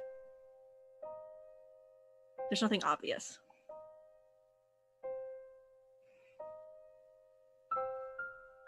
Ipsis will just kind of stand up, just kind of join the group, look at it, and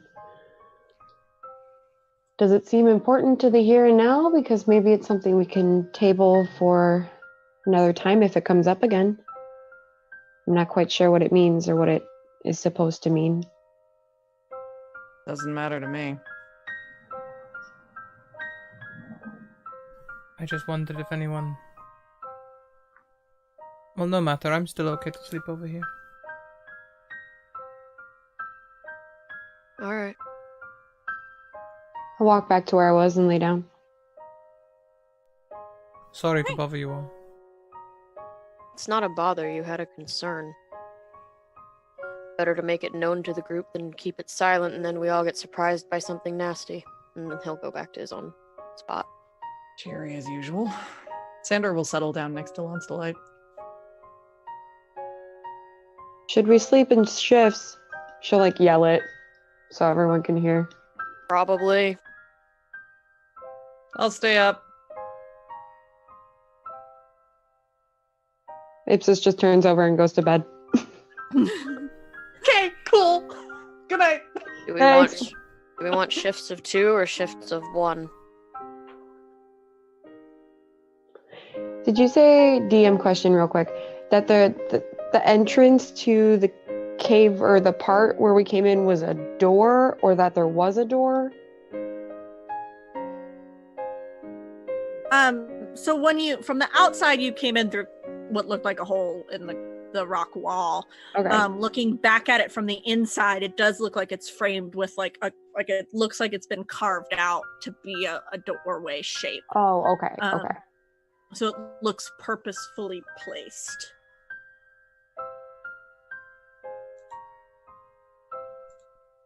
Did we want to do shifts of 2 or 1? I don't think I'll be sleeping just yet. We could do 2. Alright, then I guess I'll take watch with Ipsis. Perfect. Okay.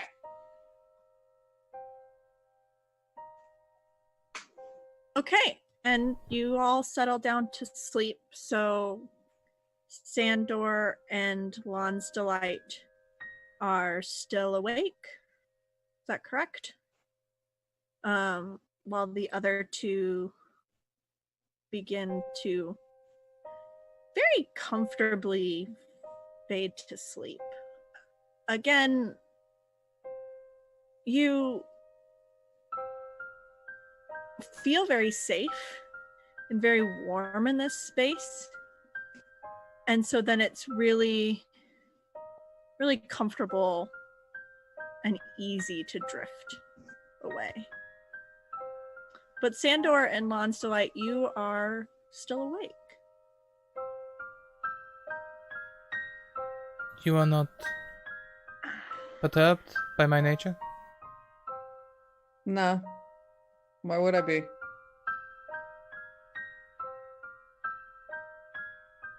I've kept it secret for so long, I just assume. Magic's magic. Doesn't make a difference to me where it comes from.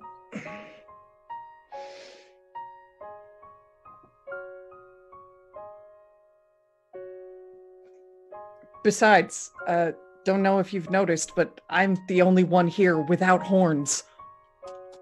If anyone's the weirdo, it's me. That's true. Strange how fragile your disposition is. I always thought humans were more hardy than the other races. Yeah, well, I'm not a cold weather person. That's fair enough.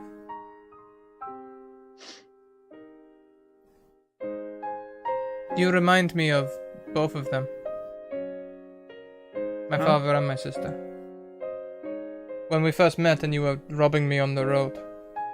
That's why I decided to take you under my wing. What are you gonna do? Try to fix me?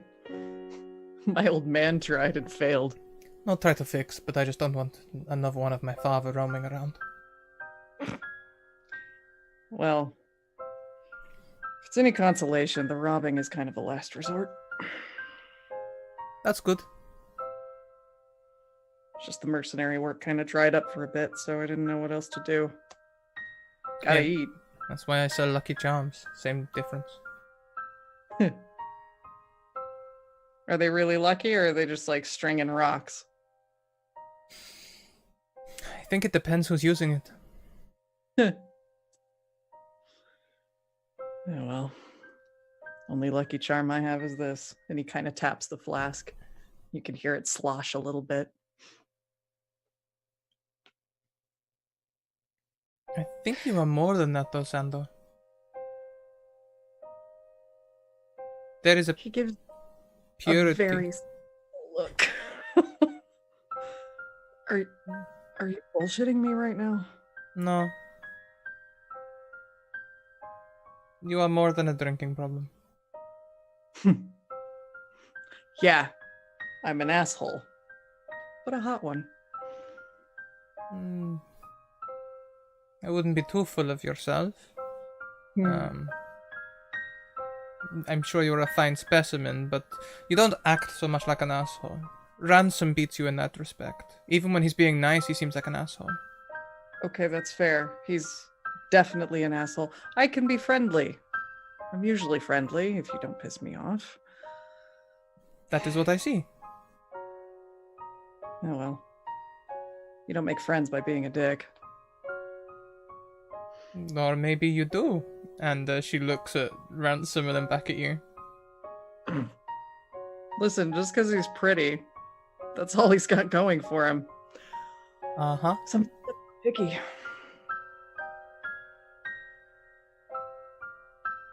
So how comes you're up this way anyway? What brings you up to this part of the world? Just mercenary work, or? Just ended up here, really. Got kicked out, so picked a direction and started walking. That's fair.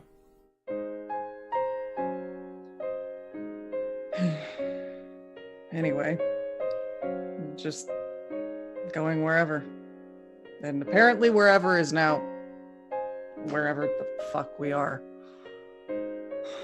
Some sort of strange demon god creepy cult cave. Yep. Seems to me like I always end up in these sorts of places though. Is this a thing that happens to you a lot? Because I kind of like you, but I don't know if I like this. What, the cult cave thing? Yeah, like if this is gonna be the new normal, I'm not really into it. No, I didn't mean that. I just mean there always seems to be something, you know. It's never just, oh look, there was a terrifying wolf hunting the pack. It was actually a wolf that was transformed into a werewolf by some crazy cult, and then you have to go and slay them all, or something like that. Yeah, well, so far I haven't had to deal with that. Mostly just punching idiots. Bigger idiots than me, anyway. That actually sounds quite therapeutic. Yep, it's pretty good. Just have to pull my punches sometimes. Really? Just looking at your frame. What's that supposed to mean? You're quite diminutive. Okay, well, we can't all be like 8 feet tall plus horns, all right? I'm stronger than I look, okay? Clearly. Oh, you meant physically. Okay, yes. Also that. He just gives her a stanky look. You know...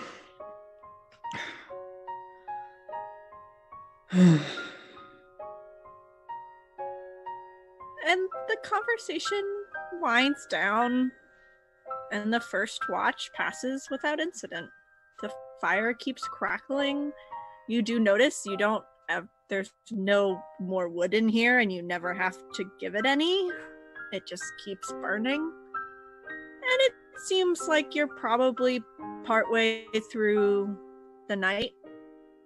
Ransom and Ipsis begin to stir, and you switch watch. And Lon's Delight and Sandora are able to sleep. And Ipsis and Ransom are now up on their second watch. With a kitty cat.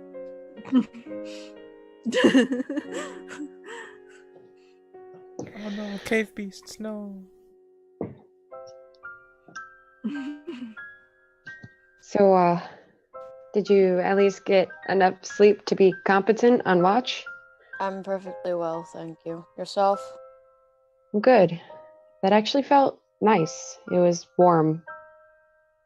It was, yes.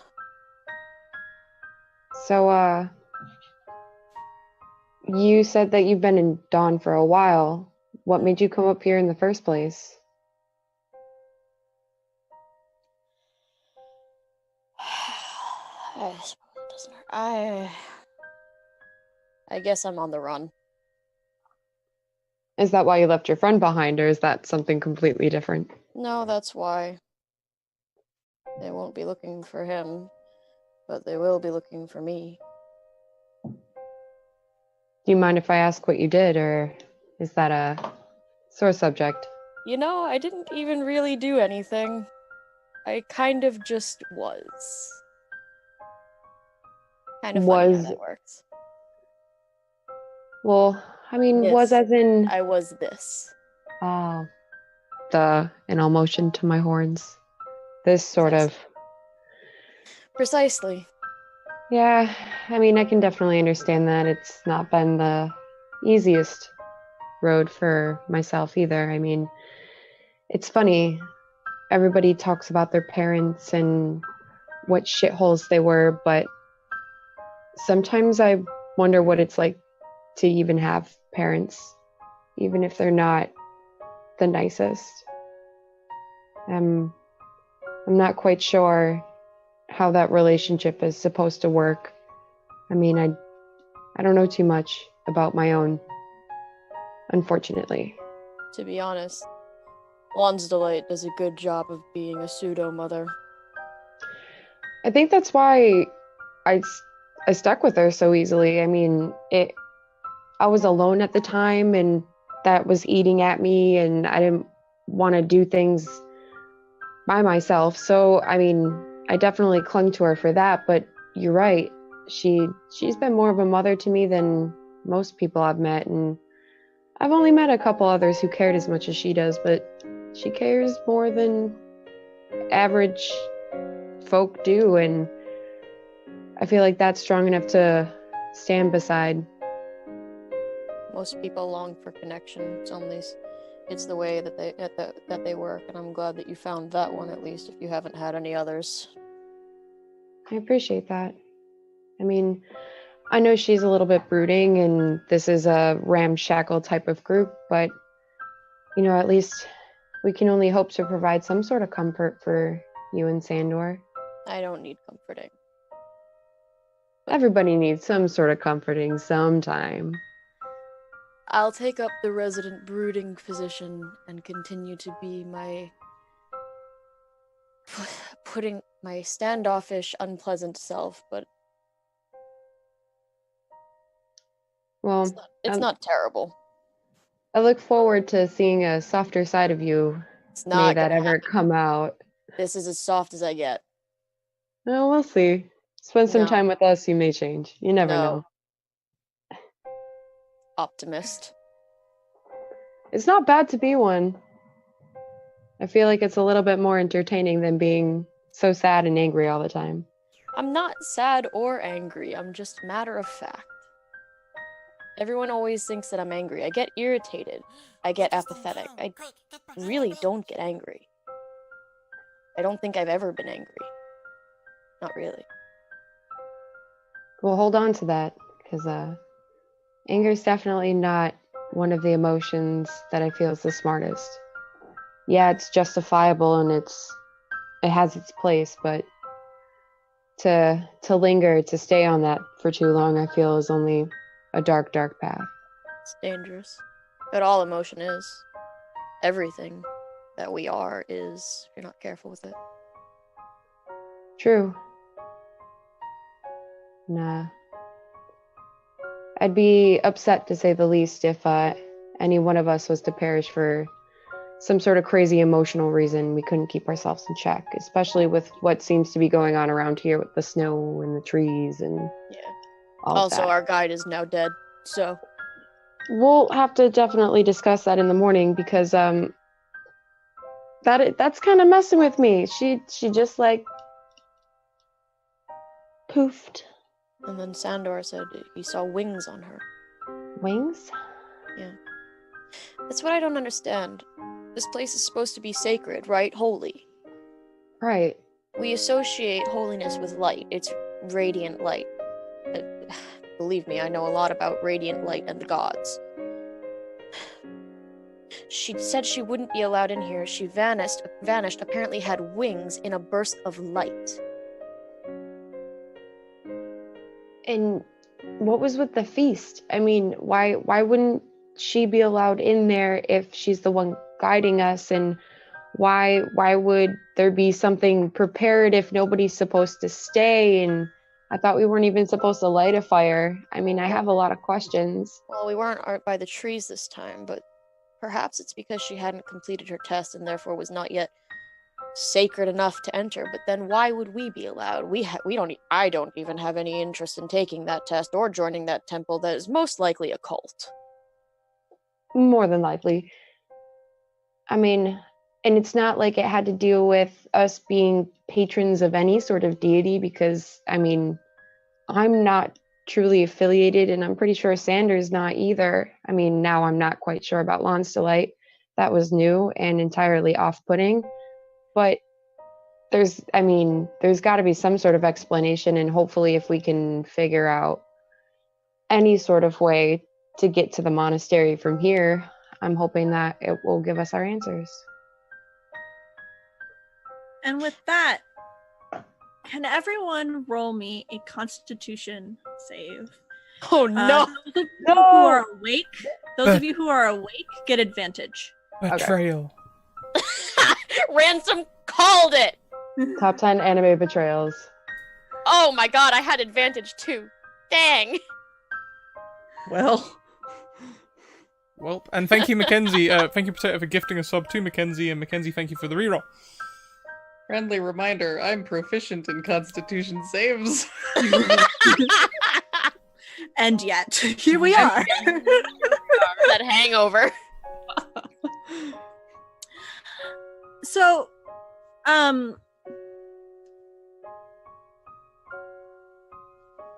Ransom, you black out. Oh! Oh!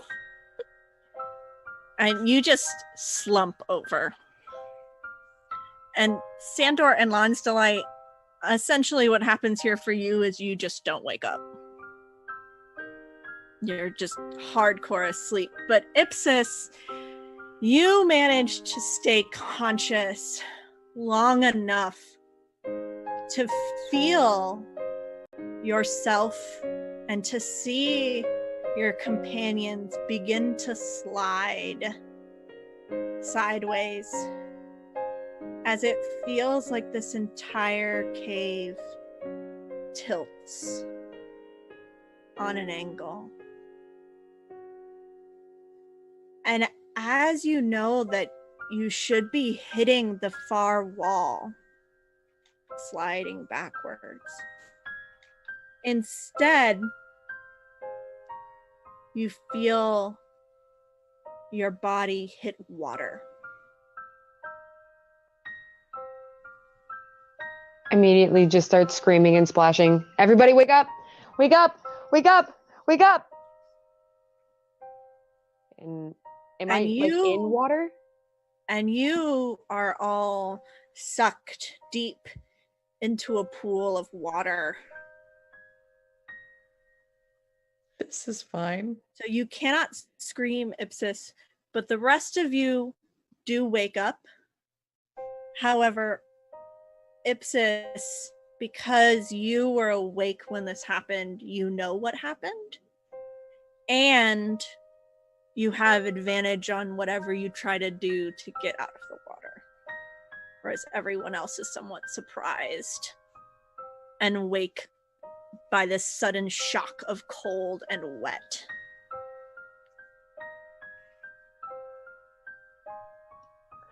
Oh, I'm going to just try and keep my head above the water and look around to see if I can see any like ledges or any open windows or any sort of something to get out of the water onto. So you are completely surrounded in water, but you can try and kind of break for the surface if you would like. Yeah, I'll try to do that. Okay, so use whatever this might be in a. Strength. Yeah.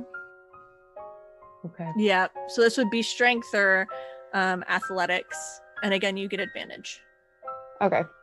I'll just do strength.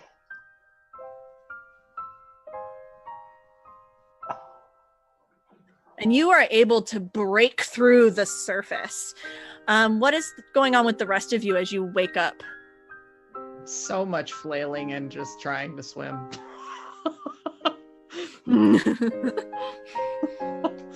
The least great swimming.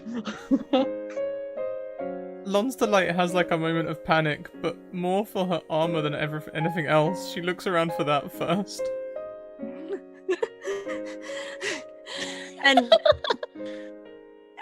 and you're underwater right now, so you can't really see anything.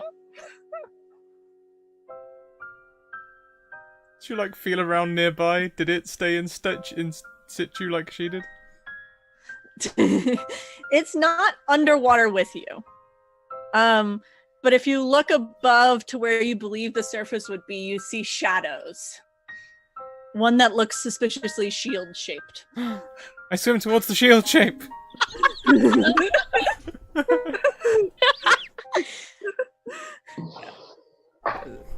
Yeah, and everyone who's trying to break for the surface can roll that athletics. Okay. Can I make it acrobatics? Sure. Oh crap, I didn't get... Damn it, I keep forgetting to turn off advantage. It's fine. Oh, yeah. It's actually helpful in the long run. Yeah. Ransom is struggling with this. Mm-hmm.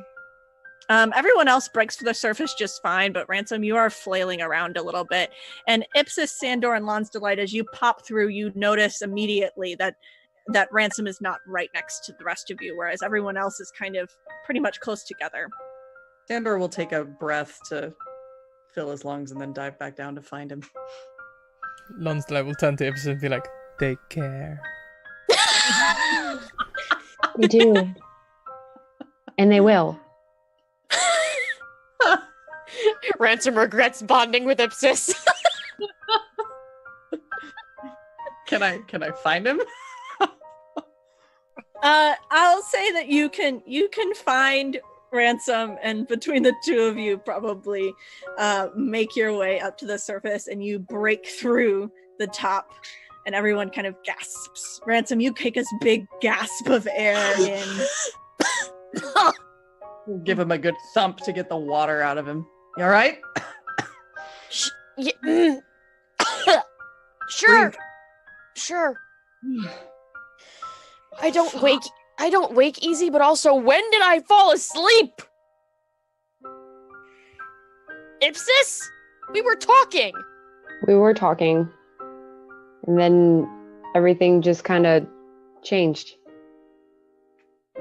You fell asleep. I was the only one awake.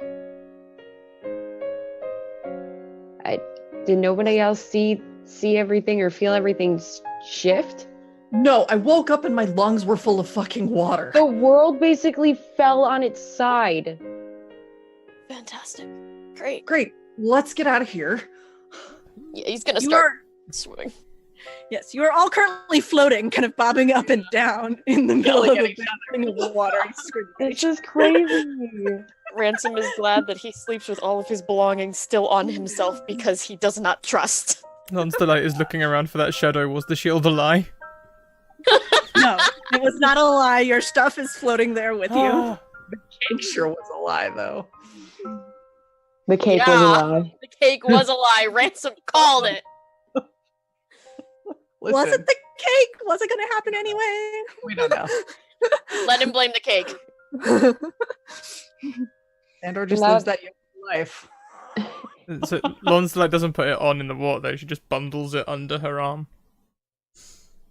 And you swim for shore, I imagine? Yes. Yep. Yes. We swim for shore, but where to? You Yeah, are we in a room anymore? And the room switched, or are we entirely somewhere else? You look above you and you see sky. You look around you and you see trees and the shoreline. You see the mountain range above. We're at the lake, aren't we? And you swim for the shore and climb onto it. And off in the distance, you see the smokestacks of a small town. We're at the lake. Did the And mountain as just you all spit us out? We're at Hey. We have to walk all that way again? Who the fuck says we don't have a guide? And we can't just keep waiting for people to come bring us up there.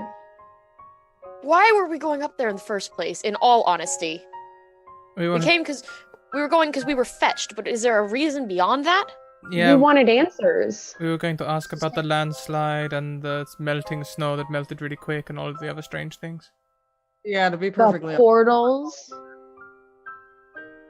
And yet we all suspect this thing of being a cult. Do we really think they'll give us honest answers? I mean, we can only try. Ugh. If we find out But what's how are we causing gonna get back up? Yeah, how are we gonna get back up there? I don't know. I don't think they're gonna send another guide, seeing as the last one died trying to get us. Also, it's like snowy and cold and we're wet, right? Out of character question. accurate assessment. Okay. Sandor cares about none of their problems other than that one right now. Oh yes, I forgot about Sandor's disposition. We should get him back to our village. It's fucking cold. Could we table this for later? Yes, yes. It's funny. He's like, teeth are chattering. He's not looking great. It's funny, you never really consider the wealth or the value of the, eternal torment fires of the soul that keep you warm. Sure. Great. Cool. Lucky you.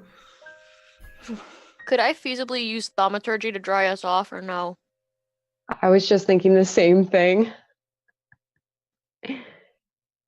I mean, Hellish Rebuke would probably work, but it will probably have a side effect. Yeah. I don't have Hellish I have the Rebuke. hit points. I don't have Hellish Rebuke. I do. How can you not have I'm Hellish gonna. Rebuke? It's racial. Different kind. tiefling. Variant Ooh. tieflings. Oh, I'm no. gonna say no on the drying off with thaumaturgy. That seems like a stretch to me. Sandor is ditching a couple of the layers though because they're soaking wet and they're not going to help him. Yeah. You do see the smoke of town off in the distance. It's not that far. You imagine a very brisk walk would get you there in 10 or 15 minutes through the trees. It's literally on the other side of the trees. But as you walk towards town, this is where we will leave you for today. As the camera pans back up to this cave that you were just in, the fire crackling away as it spreads brighter and brighter, shining light upon the walls. And on the far wall, you see 4 more figures. And under each, you see in many languages: celestial, abyssal, infernal, common, elvish, dwarvish. Under figure 1, you see the caregiver. Under figure 2, you see the spy. Under figure 3, you see the performer. And under figure 4, you see the wanderer. And we fade to black. That seemed really important. I'm not going to remember any of it. I'll be watching the VOD before we go again. Here we are at the end. What a great session! I love roleplay in a cave. This was Oh, that so was good. fun. This was so fun. Guys, we had team bonding!